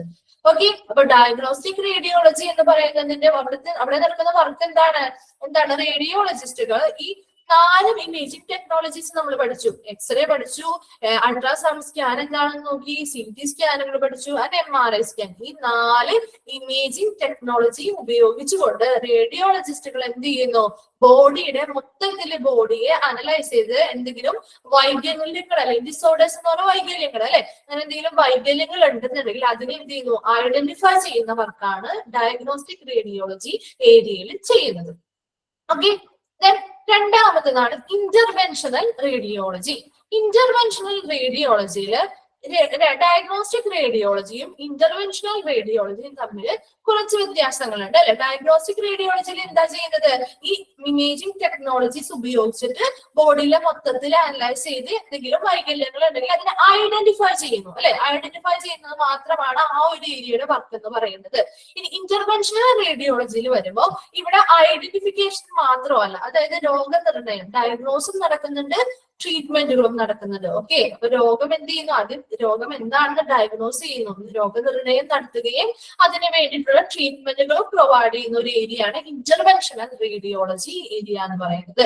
അപ്പൊ ഇന്റർവെൻഷണൽ റേഡിയോളജി എന്താണെന്ന് നോക്കിയേ, radiology that focuses on the using minimally invasive interventional techniques, that is non surgical treatments to diagnose and treat patients. അപ്പൊ എന്താണ് ഇന്റർവെൻഷണൽ റേഡിയോളജിയിൽ പ്രധാനമായിട്ടും എന്താണ്, റേഡിയോളജി ദാറ്റ് ഫോക്കസസ് ഓൺ, എന്താണ് ഈ റേഡിയോളജിയിൽ ഇവിടെ പ്രധാനമായിട്ടും ഫോക്കസ് ചെയ്യുന്നത്, on the using minimally invasive. എന്താണ് ഇൻവേസീവ് എന്ന് പറഞ്ഞാൽ, നമ്മള് മുറിവുകൾ ഉണ്ടാകുന്ന ഒരവസ്ഥ അല്ലെ, മുറിവുകൾ ഉണ്ടാകുന്നതിനെയാണ് ഇൻവേഴ്സീവ് എന്ന് പറയുന്നത്. അപ്പൊ മിനിമൽ ഇൻവേഴ്സീവ് എന്ന് പറയുന്നത്, മിനിമലി എന്ന് പറയുമ്പോൾ ചെറിയ രീതിയിലുള്ള മുറിവുകൾ അല്ലെ, ചെറിയ രീതിയിലുള്ള മുറിവുകളോ അല്ലെങ്കിൽ ദ്വാരങ്ങളോ ഒക്കെ ഉണ്ടാക്കിയിട്ടാണ് ഇതിലുള്ള മിക്ക പ്രൊസീജിയേഴ്സും ചെയ്യപ്പെടുന്നത്.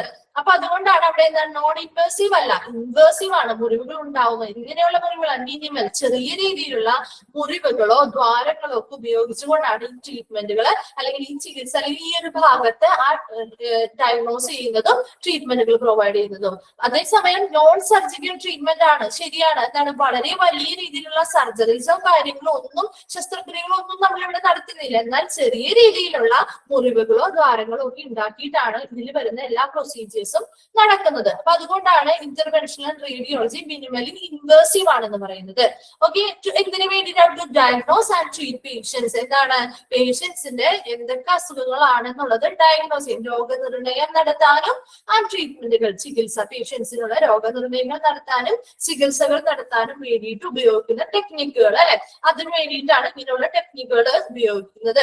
അപ്പൊ ഏതൊക്കെയാണ് പ്രധാനമായിട്ടും പെർഫോം ചെയ്യുന്ന പ്രൊസീജിയേഴ്സ് എന്ന് നോക്കി, ഇന്റർവെൻഷണൽ റേഡിയോളജിയുടെ കീഴിൽ വരുന്ന പ്രധാനമായിട്ടുള്ള പ്രൊസീജിയേഴ്സ് ഉണ്ട്. ചില പ്രൊസീജിയേഴ്സ് ഉണ്ട്, ആ പെർഫോമിംഗ് പ്രൊസീജിയേഴ്സ് ആണ് 4 എണ്ണമാണ് പ്രധാനമായിട്ടുള്ളത്.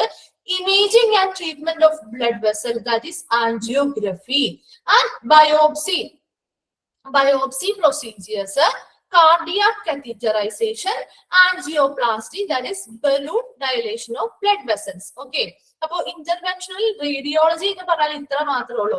ഡയഗ്നോസ്റ്റിക് റേഡിയോളജിയിൽ നമ്മൾ അവിടെ എന്താ ത്രൂ ഔട്ട് ദ ബോഡി അല്ലെ, ബോഡിനെ മൊത്തത്തില് അനലൈസ് ചെയ്തുകൊണ്ട് എന്തെങ്കിലും വൈകല്യങ്ങൾ ഉണ്ടെങ്കിൽ ഐഡന്റിഫൈ ചെയ്യുന്ന ആ ഒരു രീതിയാണ് ഡയഗ്നോസ്റ്റിക് റേഡിയോളജി. ഇന്റർവെൻഷണൽ റേഡിയോളജിയിൽ വരുമ്പോൾ ഇവിടെ ഐഡന്റിഫിക്കേഷൻ അല്ലെങ്കിൽ ഡയഗ്നോസിസ് മാത്രമല്ല നടക്കുന്നത്, എന്താണ് രോഗനിർണയവും നടക്കുന്നുണ്ട്, ട്രീറ്റ്മെന്റുകളും നടക്കുന്നുണ്ട്. ഓക്കെ, അപ്പൊ ഇങ്ങനെയുള്ള ട്രീറ്റ്മെന്റുകൾ നടക്കുമ്പോൾ ഇത് വലിയൊരു സർജിക്കൽ ട്രീറ്റ്മെന്റുകളൊന്നും അല്ല. എന്നാൽ കൂടി ഇവിടെ ചെറിയ രീതിയിലുള്ള മുറിവുകളോ ദ്വാരങ്ങളോ ഒക്കെ ഉപയോഗിച്ചിട്ടാണ് നമ്മൾ ആ ട്രീറ്റ്മെന്റ് പ്രൊസീജിയേഴ്സ് ഫോളോ ചെയ്യുന്നത്. ഓക്കെ, ട്രീറ്റ്മെന്റ് പ്രൊസീജിയേഴ്സ് ചെയ്യേണ്ട വരുമ്പോ വലിയ സർജറീസ് ഒന്നും അവിടെ നടത്തുന്നില്ല എങ്കിൽ കൂടി ചെറിയ മുറിവുകളോ അല്ലെങ്കിൽ ശരീരത്തിൽ ചില ദ്വാരങ്ങളോ ഒക്കെ ഉണ്ടാകുന്ന ഒരു പ്രൊസീജിയർ വരുന്നുണ്ട്. അപ്പൊ അതുകൊണ്ടാണ് പറയുന്നത് എന്താണ് മിനിമലി ഇൻവേഴ്സീവ് ആണ്, ചെറിയ രീതിയിലുള്ള മുറിവുകളും കാര്യങ്ങളും ഉണ്ടാവുന്നത്. എന്നാൽ മേജർ ആയിട്ടുള്ള വലിയ സർജറിക്കൽ ആയിട്ടുള്ള ട്രീറ്റ്മെന്റുകൾ ഒന്നും അല്ല എന്നാൽ. ഓക്കെ, അപ്പോ ഇതിൽ പ്രധാനമായിട്ടും വരുന്ന പെർഫോം ചെയ്യുന്ന പ്രൊസീജിയേഴ്സ് ആണ് പറയുന്നത്. ഈ ഇന്റർവെൻഷണൽ റേഡിയോളജിയിൽ വരുന്ന ചില പ്രൊസീജിയേഴ്സ് ആണ്. ഒന്നാമത്തെ ഏതാ, imaging and treatment of blood vessels, അതായത് ആൻജിയോഗ്രഫി അല്ലെങ്കിൽ ആൻജിയോഗ്രാം എന്ന് നമ്മൾ പറയും. ഓക്കെ, അപ്പൊ ഇതിലെന്താണ് ബ്ലഡ് വെസൽസ് അല്ലെങ്കിൽ നമ്മുടെ ശരീരത്തിലെ നമ്മുടെ ബ്ലഡ് ഉണ്ട്, അല്ലെ, ബ്ലഡിനെ ക്യാരി ചെയ്ത് കൊണ്ടുപോകാനായിട്ട് ഒരുപാട് ബ്ലഡ് വെസൽസ് ഉണ്ട് അല്ലെ, എന്താണ് രക്തധമനികള്, രക്തകോശങ്ങൾ പോകാനായിട്ട് രക്തധമനികൾ അല്ലെങ്കിൽ ബ്ലഡ് വെസൽസ് ഉണ്ട്. അപ്പൊ ഈ ബ്ലഡ് വെസൽസിന്റെ ഇമേജിംഗ് എടുക്കാം, അതായത് ബ്ലഡ് വെസൽസ് അതിന്റെ പാത്ത് എങ്ങനെയാണ്, ബ്ലഡ് വെസൽസ് കറക്റ്റ് ആയിട്ട് ബ്ലഡ് അതിലൂടെ ഫ്ലോ ചെയ്യുന്നുണ്ടോ അല്ലെങ്കിൽ ഏതെങ്കിലും രീതി എവിടെയെങ്കിലും ബ്ലോക്കുകൾ ഉണ്ടോ എന്നൊക്കെ ഐഡന്റിഫൈ, എത്ര ബ്ലോക്കുകൾ ഉണ്ട്, ഏതൊക്കെ ഭാഗങ്ങളിലായിട്ടാണ് എന്നുള്ളത് ഐഡന്റിഫൈ ചെയ്യാൻ വേണ്ടിയിട്ട് നമ്മൾ എന്ത് ചെയ്യുന്നു, ഈ ബ്ലഡ് വെസൽസിന്റെ ഒരു ഇമേജ് അല്ലെങ്കിൽ ചിത്രം എടുക്കുന്നു. അതാണ് ആൻജിയോഗ്രഫി എന്ന് പറയുന്നത്. ഓക്കെ, ആൻജിയോഗ്രഫി ഇനി എന്ത് ചെയ്യുന്നു, അതിന് വേണ്ടിയിട്ടുള്ള ഫർദർ ട്രീറ്റ്മെന്റുകളും നമ്മൾ കൊടുക്കുന്നു. അപ്പൊ ആൻജിയോഗ്രഫി എന്ന് പറയുന്നത് ഇത്രേ ഉള്ളൂ, ബ്ലഡ് വെസൽസിന്റെ ഇമേജ് എടുക്കുന്ന ഒരു പ്രക്രിയയാണ് ആൻജിയോഗ്രഫി അല്ലെങ്കിൽ ആൻജിയോഗ്രാം എന്ന് പറയുന്നത്. ഇപ്പൊ ഈ ബ്ലഡ് വെസൽസിൽ കൂടെ ചെറിയ ഒരു വളരെ നാര് പോലത്തെ വളരെ ചെറിയ രീതിയിലുള്ള പ്ലാസ്റ്റിക് ട്യൂബുകള് അനായാസമായിട്ട് നമുക്ക് കടത്തിവിടാനായിട്ട് സാധിക്കും ഈ ബ്ലഡ് വെസൽസിലൂടെ. അപ്പൊ അങ്ങനെ കടത്തിവിടുന്ന ആ പ്ലാസ്റ്റിക് ട്യൂബുകളെ നമ്മൾ വിളിക്കുന്ന പേരാണ് കത്തീറ്റർ എന്ന് വിളിക്കും. ഓക്കെ, കത്തീറ്റർ ഒരു പ്ലാസ്റ്റിക് ട്യൂബാണ്, വളരെ നാര് പോലെയുള്ള ഒരു പ്ലാസ്റ്റിക് ട്യൂബാണ് കത്തീറ്റർ എന്ന് പറയുന്നത്. ഇതാണ് ബ്ലഡ് വെസൽസിലൂടെ കടത്തിവിടും. അങ്ങനെ ബ്ലഡ് വെസൽസിലൂടെ കടത്തിവിടുന്നത് വഴി എന്താണ്, ഇത് പോകുന്ന ആ ഒരു കത്തീറ്റർ പോകുന്ന ആ ഒരു ഏരിയ നമുക്ക് കാണാനായിട്ട് സാധിക്കും. അപ്പൊ എങ്ങനെയാണ് അത് ആ കത്തീറ്റർ ഇങ്ങനെ ആ ബ്ലഡ് വെസൽസിലൂടെ പാസ് ചെയ്ത് പോരുമ്പോ എവിടെയെങ്കിലും ബ്ലോക്കുകളോ കാര്യങ്ങളോ ഉണ്ടാവുമ്പോൾ എന്ത് ചെയ്യും, നമുക്ക് അത് പെട്ടെന്ന് തന്നെ ഏത് സ്ഥലത്താണ് ഏത് ഭാഗത്താണ് ആ ബ്ലോക്കുകൾ ഉള്ളതെന്ന് അല്ലെങ്കിൽ ബ്ലഡ് വെസൽസ് അടഞ്ഞിരിക്കുകയാണെങ്കിൽ അത് എവിടെയാണെന്നൊക്കെ നമുക്ക് ഐഡന്റിഫൈ ചെയ്യാനായിട്ട് സാധിക്കുന്നതാണ് ഈ ആൻജിയോഗ്രാം വഴി അല്ലെങ്കിൽ ആൻജിയോഗ്രഫി വഴി. ഓക്കെ, അപ്പൊ ഇമേജുകൾ എടുക്കുന്നു, എന്തിന്റെ ഇമേജുകൾ, ആ ബ്ലഡ് വെസൽസിന്റെ ഇമേജുകൾ എടുക്കുന്ന അല്ലെങ്കിൽ ചിത്രങ്ങൾ എടുക്കുന്ന ആ ഒരു പ്രക്രിയയാണ് എന്ത് ആൻജിയോഗ്രഫി എന്ന് പറയുന്നത് കേട്ടോ. അതിൽ ഉപയോഗിക്കുന്ന ആ ഒരു നാരോ ആയിട്ടുള്ള പ്ലാസ്റ്റിക് ട്യൂബ് എന്ന് പറയുന്നത് എന്താണ്, കത്തീറ്റേഴ്സ് ആണ്. Okay, okay. കത്തീറ്റേഴ്സ് എന്ന് പറയുന്നത് ബ്ലഡ് വെസൽസിലൂടെ കടക്കുക. അപ്പൊ ഇങ്ങനെ ബ്ലഡ് വെസൽസ് കത്തീറ്റർ ബ്ലഡ് വെസലിലൂടെ കത്തി വിടണമെങ്കിൽ നമ്മുടെ ബോഡിയിൽ എവിടെയെങ്കിലും ഒരു മുറിവ് ഉണ്ടാക്കണം അല്ലെ. ബ്ലഡ് വെസൽസിലോട്ട് കയറ്റി വിടാനായിട്ട് പ്രധാനമായിട്ടും നമ്മൾ കൈകളിലാണ് എടുക്കാറ്. കൈകളിൽ എന്തെങ്കിലും ഒരു മുറിവ്, ഒരു ചെറിയ മുറിവ് ഉണ്ടാക്കിയതിന് ശേഷമാണ് ഈ ബ്ലഡ് വെസൽസിലൂടെ ഈ കത്തീറ്റർ കടത്തി വിടുന്നത്. അപ്പോ അത് ഒരു മുറിവുണ്ടാക്കുന്ന ഒരു ഇൻവേസീവ് ആയിട്ടുള്ള ഒരു പ്രോസസ് അല്ലേ. എന്നാൽ അതൊരു വലിയ സർജിക്കൽ പ്രോസസ് ആണോ? അല്ല അല്ലെ. ഒരു ഇൻവേസീവ് ആണല്ലേ. മുറിവുകൾ ഉണ്ടാകുന്നുണ്ട്, എന്നാൽ അത് അത്ര വലിയ രീതിയിലുള്ള മുറിവുകളും അല്ല. ഓക്കെ. രണ്ടാമത്തത് പറയുന്നത് എന്താ? Biopsy procedures. ബയോപ്സി പ്രൊസീജിയേഴ്സ് എന്താണ് പ്രധാനമായിട്ട് പറയുന്നത്? ബയോപ്സി നമ്മൾ കേട്ടിട്ടുള്ളത് എന്തുമായി ബന്ധപ്പെട്ടാണ്? ക്യാൻസർ ട്രീറ്റ്മെന്റുകളുമായി ബന്ധപ്പെട്ട് നമ്മൾ ബയോപ്സീസ് കേട്ടിട്ടുണ്ട് അല്ലെ. അതായത് ബയോപ്സി ട്രീറ്റ്മെന്റ് എന്ന് പറഞ്ഞത് ഇത്രയേ ഉള്ളൂ. അതായത് എന്തെങ്കിലും ഒരു രോഗം, ഇപ്പൊ നമ്മുടെ ശരീരഭാഗത്ത് എന്തെങ്കിലും ഒരു മുഴകളോ അങ്ങനെ എന്തെങ്കിലും ഒക്കെ നമുക്കൊന്ന് കണ്ട് ഐഡന്റിഫൈ ചെയ്തു എന്ന് വിചാരിക്കാം. അത് എന്താണെന്ന് നമുക്ക് മനസ്സിലാക്കണം അല്ലെ. അങ്ങനെ എന്തെങ്കിലും ഒരു മുഴയോ കാര്യങ്ങളോ വന്നിട്ടുണ്ടെങ്കിൽ അത് എന്തുകൊണ്ടാണ് അങ്ങനെ ഒരു മുഴ വന്നത്, അത് എന്തെങ്കിലും രീതിയിലുള്ള സെൽസിന്റെ എന്താണ് ഓവർ ഗ്രോത്ത് കൊണ്ടാണോ എന്നുള്ളതൊക്കെ, അങ്ങനെ എന്തെങ്കിലും നമുക്ക് സംശയങ്ങളോ കാര്യങ്ങളോ ഉണ്ടെങ്കിൽ നമ്മൾ എന്ത് ചെയ്യും? അവിടെ നിന്നൊരു സാമ്പിൾ കളക്ട് ചെയ്യും അല്ലെ. ആ സാമ്പിൾ കളക്ട് ചെയ്തതിന് ശേഷം അതെന്ത് ചെയ്യും? മൈക്രോസ്കോപ്പിക് എന്താണ് നിരീക്ഷണങ്ങൾ നടത്താൻ വേണ്ടിയിട്ട് നമ്മൾ സാമ്പിളുകൾ അതിൻ്റെതായ സെന്റേഴ്സിലോട്ട് അയച്ചു കൊടുക്കും അല്ലെ. അങ്ങനെ അയച്ചു കൊടുത്തതിന് ശേഷം അവർ എന്ത് ചെയ്യും? മൈക്രോസ്കോപ്പിലോട്ടുള്ള നിരീക്ഷണങ്ങളും കാര്യങ്ങളും ഒക്കെ കഴിഞ്ഞിട്ട് നമുക്ക് എന്ത് ചെയ്യും? ആ രോഗം ഉണ്ടെങ്കിൽ അതിനെ സ്ഥിരീകരിക്കാനായിട്ട് സാധിക്കും അല്ലെ. ഇപ്പൊ സംശയം മാത്രം ഉണ്ടായിരുന്ന ഒരു രോഗമാണെങ്കിൽ അതുണ്ടെങ്കിൽ എന്ത് ചെയ്യാം? ആ റിസൾട്ട് കിട്ടുമ്പോൾ നമുക്ക് സ്ഥിരീകരിക്കാനായിട്ട് സാധിക്കും. ഓക്കെ. അപ്പൊ രോഗമുണ്ടോ എന്നുള്ള സംശയങ്ങൾ ഉണ്ടെങ്കിൽ അതിനെ സ്ഥിരീകരിക്കാൻ വേണ്ടിയിട്ടാവാം, അതുപോലെ തന്നെ പ്രാഥമികമായിട്ടുള്ള ചികിത്സകൾ നൽകാൻ വേണ്ടിയിട്ടാവാം. അങ്ങനെ ഏതെങ്കിലും ഒരു രീതിയിൽ ഇപ്പൊ നമ്മുടെ ബോഡിയിൽ അങ്ങനെ എന്തെങ്കിലും ഒരു അബ്നോർമാലിറ്റി ഉള്ള സെൽസ് ഉണ്ടോ, ആ സെൽസ് അതിന്റെ എന്താണ് ഓവർ ഗ്രോത്ത് നടക്കുന്നുണ്ടോ എന്നൊക്കെ ഐഡന്റിഫൈ ചെയ്യാൻ വേണ്ടിയിട്ടാണ് നമ്മൾ ബയോപ്സി ടെസ്റ്റുകൾ നടത്തുന്നതിന് വേണ്ടി ആദ്യം എന്ത് ചെയ്യും? ഏത് ഏരിയയുടെ ആണോ ടെസ്റ്റ് ചെയ്യേണ്ടത് അവിടുത്തെ ഒരു സാമ്പിൾ കളക്ട് ചെയ്യും. അതെന്ത് ചെയ്യും? അത് അതിൻ്റെതായ തക്കതായിട്ടുള്ള ബയോപ്സി സെന്റേഴ്സിലോട്ട് അയച്ചു കൊടുക്കുകയും അവിടുത്തെ റിസൾട്ടുകളിൽ നിന്ന് നമുക്ക് എന്താണ് അതിന് കറക്റ്റ് ആയിട്ട് നമുക്ക് അങ്ങനെ ഒരു ക്യാൻസർ എന്ന് പറയുന്ന ആ ഒരു രോഗമുണ്ടോ, അല്ലെങ്കിൽ നമ്മൾ ഉദ്ദേശിച്ച രോഗത്തിന്റെ ആ ഒരു ഗ്രോത്ത് അവിടെ വളരുന്നുണ്ടോ എന്നുള്ളതൊക്കെ ഐഡന്റിഫൈ ചെയ്യാൻ പറ്റും. അതുപോലെ തന്നെ എന്താണ് അതിനനുസരിച്ചുള്ള ട്രീറ്റ്മെന്റുകൾ നമുക്ക് കൊടുക്കാനും സാധിക്കും. അപ്പൊ നമ്മൾ ഇത്രയും മാത്രമേ പറയുന്നുള്ളൂ, 2 പ്രൊസീജിയർ. ഓക്കെ. ഇനി കാർഡിയാക് കത്തീറ്ററൈസേഷനും ആൻജിയോപ്ലാസ്റ്റിയും നമുക്ക് അടുത്ത ക്ലാസ്സിൽ ഡിസ്കസ് ചെയ്യാം കേട്ടോ. സെയിം തന്നെയാണ്, വളരെ ഇമ്പോർട്ടന്റ് ആയിട്ടുള്ള ഒരു ടോപ്പിക് പോർഷൻ ആണ്. നിങ്ങൾക്ക് ഒരു കൺഫ്യൂഷൻ വരാവുന്നത് കൂടിയാണ്. ഇനി ആൻജിയോഗ്രാഫി എന്ന് പറയുന്നത് ആൻജിയോഗ്രാം എന്ന് പറയുന്നു. ഇതെന്താന്ന് വെച്ച് കഴിഞ്ഞാൽ അതും ഈ ആൻജിയോപ്ലാസ്റ്റിയും തമ്മിൽ നിങ്ങൾക്ക് മാറിപ്പോവാം. അതായത് ആൻജിയോഗ്രഫി എന്ന് പറയുന്നത് ജസ്റ്റ് ആ ബ്ലഡ് വെസൽസിലൂടെ കത്തീറ്ററിനെ കടത്തിവിട്ട് എവിടെയാണ് എത്ര ബ്ലോക്കുകൾ ഉണ്ട്, എവിടെയൊക്കെയാണ് ബ്ലോക്കുകൾ ഉള്ളത്, അല്ലെങ്കിൽ ബ്ലഡ് വെസൽസിലെ കറക്റ്റ് ആയിട്ട് ഹാർട്ടിലോട്ട് ബ്ലഡ് എത്തുന്നുണ്ടോ എന്നുള്ള രീതിയിലുള്ള കാര്യങ്ങളൊക്കെ ഐഡന്റിഫൈ ചെയ്ത് അതിന്റെ ഈ ചിത്രം എടുക്കാൻ മാത്രമാണ് നമ്മൾ ആൻജിയോഗ്രഫി അല്ലെങ്കിൽ ആൻജിയോഗ്രാം ഉപയോഗിക്കുന്നത്. എന്നാൽ അതിന് വേണ്ടിയിട്ട് ഇപ്പൊ ബ്ലോക്കുകൾ ഉണ്ടാവണമെങ്കിൽ അതിനുള്ള ട്രീറ്റ്മെന്റുകൾ പ്രൊവൈഡ് ചെയ്യണം അല്ലെ. ആ ട്രീറ്റ്മെന്റുകൾ കൊടുക്കുന്ന ഒരു സെക്ഷനാണ് ആൻജിയോപ്ലാസ്റ്റി എന്ന് പറയുന്നത്. അപ്പൊ ആൻജിയോപ്ലാസ്റ്റി ട്രീറ്റ്മെന്റ് മെത്തേഡ് ആണ്. ആൻജിയോഗ്രഫി എന്ന് പറഞ്ഞാൽ ഇമേജുകൾ അല്ലെ, നമ്മൾ ആ ബ്ലഡ് വെസലിന്റെ ഇമേജുകൾ എടുക്കുന്ന ആ ഒരു പ്രക്രിയയാണ് ആൻജിയോഗ്രഫി എന്ന് പറയുന്നത് കേട്ടോ. രണ്ടും തമ്മിൽ വ്യത്യാസമുണ്ട്. അപ്പൊ അത് തിരിഞ്ഞു പോവാതെ നോക്കാം. ഓക്കെ. അപ്പൊ ഡയഗ്നോസ്റ്റിക് റേഡിയോളജി എന്ന് പറഞ്ഞാൽ എന്താണ്? റേഡിയോളജിസ്റ്റുകൾ ഇമേജിംഗ് ടെക്നിക്സ് ആയിട്ടുള്ള എക്സ്റേസ്, അൾട്രാസൗണ്ട് സ്കാനിങ്ങുകൾ, CT സ്കാനിങ്ങുകൾ, MRI സ്കാനിങ്ങുകൾ ഉപയോഗിച്ചുകൊണ്ട് മൊത്തത്തിലുള്ള ശരീരത്തിലെ മൊത്തത്തിലുള്ള രോഗങ്ങൾ എന്തെങ്കിലും ഉണ്ടെങ്കിൽ അല്ലെങ്കിൽ വൈകല്യങ്ങളൊക്കെ ഉണ്ടെങ്കിൽ നമ്മൾ എന്ത് ചെയ്യും? ഐഡന്റിഫൈ ചെയ്യും. ആ ഒരു ഐഡന്റിഫിക്കേഷൻ, ആ ഒരു ഏരിയയാണ് എന്ത്? ഡയഗ്നോസ്റ്റിക് റേഡിയോളജി എന്ന് പറയുന്ന ഏരിയ. രണ്ടാമത് ഇന്റർവെൻഷണൽ റേഡിയോളജി. ഇന്റർവെൻഷണൽ റേഡിയോളജി ഏരിയയിലേക്ക് വരുമ്പോൾ അവിടെ എന്താണ്? അതുകൊണ്ട് ഒരു ഐഡന്റിഫിക്കേഷൻ മാത്രമല്ല, ഒരു വൈകല്യത്തെ ഐഡന്റിഫൈ ചെയ്യാൻ മാത്രമല്ല ചെയ്യുന്നത്. എന്ത് ചെയ്യുന്നവര് എന്താണ്? അവരൊരു മിനിമൽ ആയിട്ടുള്ള ഒരു മുറിവുകളൊക്കെ ഉണ്ടാക്കി ആ രോഗനിർണയം നടത്തുകയും അതിന് വേണ്ടിയിട്ടുള്ള ട്രീറ്റ്മെന്റുകളും പ്രൊസീജിയേഴ്സ് ഒക്കെ നടത്തുന്നു അല്ലെ. അപ്പൊ അതിൽ വരുന്ന പ്രധാന പെർഫോമിംഗ് പ്രൊസീജിയേഴ്സ് ആണ് നമ്മൾ നോക്കിയത്. Imaging and treatment of blood vessels, that is angiography, and biopsy procedures അല്ലെ. അപ്പൊ എന്താ ബയോപ്സി എന്ന് പറയുന്നത്? ശരീരഭാഗത്ത് എന്തെങ്കിലും രോഗങ്ങൾ ഉണ്ടെന്ന് നമുക്ക് സംശയം തോന്നുകയാണെങ്കിൽ ആ ശരീരഭാഗത്തുള്ള ആ ടിഷ്യൂസിന്റെ ഒരു സാമ്പിൾ കളക്ട് ചെയ്യും അല്ലെ. ഒന്നില്ലെങ്കിൽ സിറിഞ്ചുകൾ അല്ലെങ്കിൽ സൂചികൾ വഴിയിട്ടോ അല്ലെങ്കിൽ ചെറിയ സർജറി പോലെ എന്തെങ്കിലും ചെയ്തിട്ടൊക്കെ ആയിരിക്കും ആ സാമ്പിൾസ്. ഉള്ളിലാണെങ്കിൽ ചെറിയ സർജറീസ് ഒക്കെ ചെയ്യേണ്ടി വരും ആ സാമ്പിൾസ് ഒന്ന് കളക്ട് ചെയ്യാൻ വേണ്ടിയിട്ട്. അപ്പൊ അങ്ങനെ ചെറിയ സർജറീസോ അല്ലെങ്കിൽ സൂചികളൊക്കെ ഉപയോഗിച്ചിട്ട് സിറിഞ്ചുകളൊക്കെ ഉപയോഗിച്ചിട്ട് നമ്മൾ ആ ഒരു സാമ്പിൾ കളക്ട് ചെയ്യുന്നു. അതെന്ത് ചെയ്യുന്നു? സാമ്പിൾ പരിശോധനയ്ക്ക് അയച്ചു ചെയ്യുമ്പോൾ അത് മൈക്രോസ്കോപ്പിക് പരിശോധനകളാണ് നടക്കുന്നത്. അത് അതുവഴി നമുക്ക് ആ രോഗം ഉണ്ടോ എന്ന് സ്ഥിരീകരിക്കാനായിട്ട് സാധിക്കും അല്ലെ. രോഗം ഉണ്ടാവും എന്നുള്ളത് ഉറപ്പിക്കാനായിട്ട്, സംശയമായിട്ടുള്ളവരോട് ഉറപ്പിക്കാൻ വേണ്ടിയിട്ട്. അതുപോലെ തന്നെ മറ്റു ടെസ്റ്റുകൾ ചിലപ്പോൾ ചെയ്തിട്ട് നമുക്ക് ഇപ്പൊ ഇന്നൊരു രോഗം ഉണ്ട് അല്ലെങ്കിൽ ക്യാൻസർ ഉണ്ടെന്ന് മറ്റു ടെസ്റ്റുകളിലൂടെ നമുക്ക് ചിലപ്പോൾ തെളിഞ്ഞിട്ടുണ്ടാവാം. അപ്പൊ അങ്ങനെയുള്ള ടെസ്റ്റുകൾ ചെയ്തത് ഉറപ്പിക്കാനായിട്ട്, അത് ഇത് തന്നെയാണെന്ന് ഒന്നും കൂടി ഉറപ്പിക്കാൻ വേണ്ടിയിട്ട് നമ്മൾ ഈ ബയോപ്സി ടെസ്റ്റുകളൊക്കെ ചെയ്യുന്നുണ്ട്. പ്രധാനമായിട്ടും ക്യാൻസർ ട്രീറ്റ്മെന്റുകൾക്ക് വേണ്ടിയിട്ടാണ് നമ്മൾ എപ്പോഴും ഫെമിലർ ആയിട്ട് ഈ ഒരു ബയോപ്സി ട്രീറ്റ്മെന്റ് ഉപയോഗിക്കാറ് കേട്ടോ. ഓക്കെ, അപ്പോ എന്തെങ്കിലും ഇനി ഫർദർ ആയിട്ട് പറയണോ? നിങ്ങൾക്ക് നിങ്ങൾ ഈ റിപ്പീറ്റ് ചെയ്യേണ്ടതായിട്ടുള്ള പോയിന്റ്സ് ഉണ്ടോ? റിപ്പീറ്റ് ചെയ്യേണ്ടതായിട്ടുണ്ടോ ഏതെങ്കിലും? ക്ലിയർ ആയോ?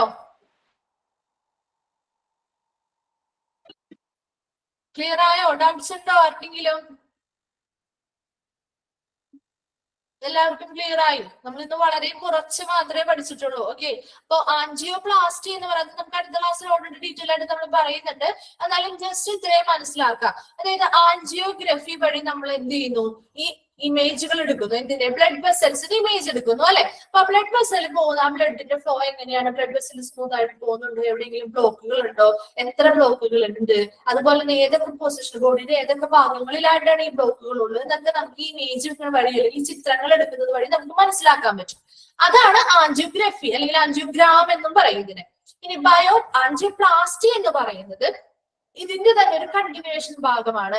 അതായത് ഇവിടെ ഇമേജുകൾ മാത്രമാണ് എടുക്കുന്നത്, അതിന്റെ ട്രീറ്റ്മെന്റ് കൊടുക്കുന്ന ഭാഗമാണ് ആൻജിയോപ്ലാസ്റ്റി എന്ന് പറയുന്നത്. അതെന്താണ്? ഇപ്പൊ എത്ര ബ്ലോക്കുകൾ ഉണ്ട് എന്നതിനനുസരിച്ച് ആൻജിയോപ്ലാസ്റ്റി ചെയ്യും, അല്ലെങ്കിൽ ബൈപാസ് സർജറീസ് ചെയ്യും അല്ലെ. 1, 2, 3 ബ്ലോക്കുകളൊക്കെ മേജർ ബ്ലോക്കുകൾ ഉണ്ടെങ്കിൽ ആൻജിയോപ്ലാസ്റ്റി ചെയ്യും. അതിൽ കൂടുതൽ ബ്ലോക്കുകൾ ഉണ്ടെങ്കിൽ നമ്മൾ ബൈപാസ് സർജറീസ് ആണ് ചെയ്യുക. അപ്പൊ നിങ്ങൾക്ക് ഇവിടെ ആൻജിയോപ്ലാസ്റ്റി മാത്രമേ പറഞ്ഞിട്ടുള്ളൂ. അതായത് ആൻജിയോപ്ലാസ്റ്റി എന്ന് പറയുന്നത് ഇതാണ് കത്തീറ്ററൈസേഷൻ അല്ലെങ്കിൽ കത്തീറ്റർ അല്ലെങ്കിൽ ഇങ്ങനെയുള്ള ഈ ട്യൂബ്സ് ഉപയോഗിച്ചുകൊണ്ട് തന്നെ അവിടെ സ്റ്റെന്റുകൾ പോലെയുള്ളവ എന്താണ് ബ്ലോക്ക് ആയിട്ടുള്ള രീതിയിൽ സ്റ്റെന്റുകൾ ഘടിപ്പിച്ചു കൊടുക്കുന്ന ആ ഒരു പ്രക്രിയ, ഒരു ട്രീറ്റ്മെന്റ് പ്രോസസ് ആണ് ആൻജിയോപ്ലാസ്റ്റിയിൽ വരുന്നത് കേട്ടോ. അപ്പൊ നമുക്ക് അടുത്ത ക്ലാസ്സിൽ അത് എന്തായാലും ഡീറ്റെയിൽ നമ്മൾ പറയുന്നുണ്ട് കേട്ടോ. അപ്പൊ നിങ്ങൾക്ക് ഇങ്ങനെയുള്ള ബയോപ്സി ആയിക്കോട്ടെ, ആൻജിയോഗ്രഫി ആയിക്കോട്ടെ, ആൻജിയോപ്ലാസ്റ്റി ആയിക്കോട്ടെ, ഇതിനൊക്കെ നിങ്ങൾക്ക് എന്ത് ചെയ്യും? നമ്മൾ പറഞ്ഞു തരുന്നതിൽ കൂടുതൽ നിങ്ങൾ കാണുമ്പോഴാണ് കുറച്ചുകൂടി മനസ്സിലാവുക അല്ലെ. അപ്പൊ നിങ്ങൾക്ക് ഫ്രീ ടൈം ഒക്കെ കിട്ടുമ്പോൾ വളരെ 5 മിനിറ്റ് 10 മിനിറ്റ് ഒക്കെ നിങ്ങൾ ഫോണിൽ ഒരു ഇതിന് വേണ്ടിയിട്ടൊന്ന് മാറ്റി വെച്ചേ. ഇപ്പൊ യൂട്യൂബിലൊക്കെ നമുക്ക് അടിച്ചു കൊടുത്തു കഴിഞ്ഞാൽ വളരെ ഡീറ്റെയിൽ, വളരെ ഷോർട്ടായിട്ട് നല്ല രസകരമായിട്ടുള്ള വീഡിയോസ് ഇതിന്റെ കാണാനായിട്ട് സാധിക്കും. ആൻജിയോഗ്രാഫിയും ആൻജിയോപ്ലാസ്റ്റിയും ഒക്കെ ചെയ്യുന്നതിന്റെ, ദെൻ കാർഡിയക് കത്തീറ്ററൈസേഷന്റെ ഒക്കെ ഈ വീഡിയോസ് വളരെ വളരെ ഷോർട്ടായിട്ടുള്ള വീഡിയോസ് ഒക്കെ ആയിട്ട് കിടക്കുന്നുണ്ട്, ഒരുപാടുണ്ട്. അപ്പൊ നിങ്ങൾ അതൊക്കെ ഒന്ന് കണ്ടു നോക്കുക. അപ്പോഴാണ് നമ്മൾ പറയുമ്പോൾ നിങ്ങൾക്ക് ഒന്ന് വിഷ്വലൈസ് ചെയ്തത് മനസ്സിൽ കണ്ട് ക്ലിയർ ആയിട്ട് അത് പോകാനായിട്ട് പറ്റുള്ളൂ കേട്ടോ. അപ്പൊ നമ്മൾ എത്രത്തോളം പറഞ്ഞു തന്നാലും നമ്മളത് ഒരു ഫെമിലിയർ അല്ലാത്തൊരു ടോപ്പിക്കുകളാണെന്ന് എനിക്കറിയാം. അതുകൊണ്ടാണ് പറയുന്നത് നിങ്ങൾക്ക് ടൈം കിട്ടുന്നത് എപ്പോഴാണോ അപ്പൊ നിങ്ങൾ ജസ്റ്റ് ഒന്ന് വീഡിയോ ഒക്കെ കണ്ടു നോക്കാം. അപ്പൊ നിങ്ങൾക്ക് എന്താണ് അത് എന്താണെന്നുള്ളതിന്റെ ഒരു ക്ലിയർ ആയിട്ടുള്ള ഒരു ചിത്രം നിങ്ങൾക്ക് ഒരു മനസ്സിലോട്ട് കിട്ടും. അപ്പൊ അതുകൊണ്ട് പിന്നീട് നിങ്ങൾക്ക് അത് മറന്നു പോവില്ല. അപ്പൊ എന്താണ് ആൻജിയോപ്ലാസ്റ്റി അല്ലെങ്കിൽ ആൻജിയോഗ്രഫി എന്ന് ചോദിച്ചാൽ നിങ്ങൾക്ക് അത് മാറിപ്പോവാതിരിക്കാനായിട്ട് കൂടി അത് സഹായിക്കും കേട്ടോ. അപ്പോ സമയം കിട്ടുന്നവരുണ്ടെങ്കിൽ ജസ്റ്റ് യൂട്യൂബിലേക്ക് കയറി അങ്ങനെയുള്ള വീഡിയോസ് ഒക്കെ കണ്ടു നോക്കുക. അപ്പൊ നിങ്ങൾക്ക് കുറച്ചും കൂടി ഇൻട്രസ്റ്റിംഗ് ആയിട്ട് ഇത് മനസ്സിലാക്കി പഠിക്കാനായിട്ട് സാധിക്കും. ഓക്കെ, അപ്പോ ഇത്രയുമാണ് നമ്മൾ എടുത്തത് അല്ലെ. ബയോപ്സി പ്രൊസീജിയേഴ്സ് വരെ എടുത്തു. അടുത്ത ക്ലാസ്സിൽ ബാക്കിയുള്ളത് കണ്ടിന്യൂ ചെയ്യാം. എന്തെങ്കിലും ഡൗട്ട്സോ അല്ലെങ്കിൽ വേറെ എന്തെങ്കിലും പോയിന്റ്സ് നമ്മൾ പറയേണ്ടതുണ്ടോ? റിപ്പീറ്റ് ചെയ്യണോ? ക്ലിയർ ആയിരുന്നോ? ക്ലിയർ മാം. ഓക്കെ, ക്ലിയർ ആണ്. അപ്പൊ നമുക്ക് ഇങ്ങനെ നമ്മൾ ഇന്ററാക്ഷൻ ക്ലാസ്സുകളായിരുന്നു കുറച്ച് ദിവസങ്ങളായിട്ട് എടുത്തുകൊണ്ടിരുന്നത്. പെട്ടെന്ന് ഒരു ക്ലാസ് ഇങ്ങനെ വരുമ്പോൾ നിങ്ങൾക്കും അതിൻ്റെതായ ബുദ്ധിമുട്ടുകൾ ഉണ്ടാവും, നമുക്കും അതിൻ്റെതായിട്ടുള്ളൊരു ബുദ്ധിമുട്ടുണ്ട്. കാരണം നിങ്ങളോട് ആരുമായിട്ടൊരു മിംഗ്ലിംഗ് ഇല്ല.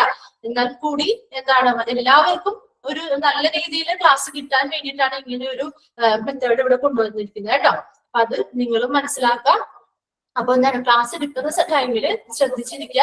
അത് കഴിഞ്ഞ് ലാസ്റ്റ് എന്താണ് ഡൗട്ട്സുകൾ ഉണ്ടെങ്കിൽ നിങ്ങൾ എന്ത് ചെയ്യാം? മെസ്സേജ് അയച്ച് ചോദിച്ചോളൂ കേട്ടോ. മെസ്സേജ് അയച്ച് റിപ്പീറ്റ് ചെയ്യുന്നുണ്ടെങ്കിൽ റിപ്പീറ്റ് ചെയ്യാമോ ചോദിക്കുകയാണെങ്കിൽ ആ പോയിന്റ് പറഞ്ഞ് നമുക്ക് ആ സമയത്ത് തന്നെ റിപ്പീറ്റ് ചെയ്യാം. അല്ലാന്നുണ്ടെങ്കിൽ ലാസ്റ്റ് ആ ഡിസ്കഷൻ സമയത്ത് അല്ലെങ്കിൽ നിങ്ങൾക്ക് എന്തെങ്കിലും ഡൗട്ട്സുകളോ കാര്യങ്ങളോ ഉണ്ടെങ്കിൽ ആ സമയത്താണെങ്കിൽ നമുക്ക് ക്ലിയർ ചെയ്യാം കേട്ടോ. ഓക്കെ, അപ്പൊ നമുക്ക് അടുത്ത ക്ലാസ്സിൽ കാണാം. പോയിന്റ് ചെയ്തോട്ടെ. Okay, thank you. Thank you, miss. Thank you, ma'am. Thank you, ma'am. Thank you, ma'am.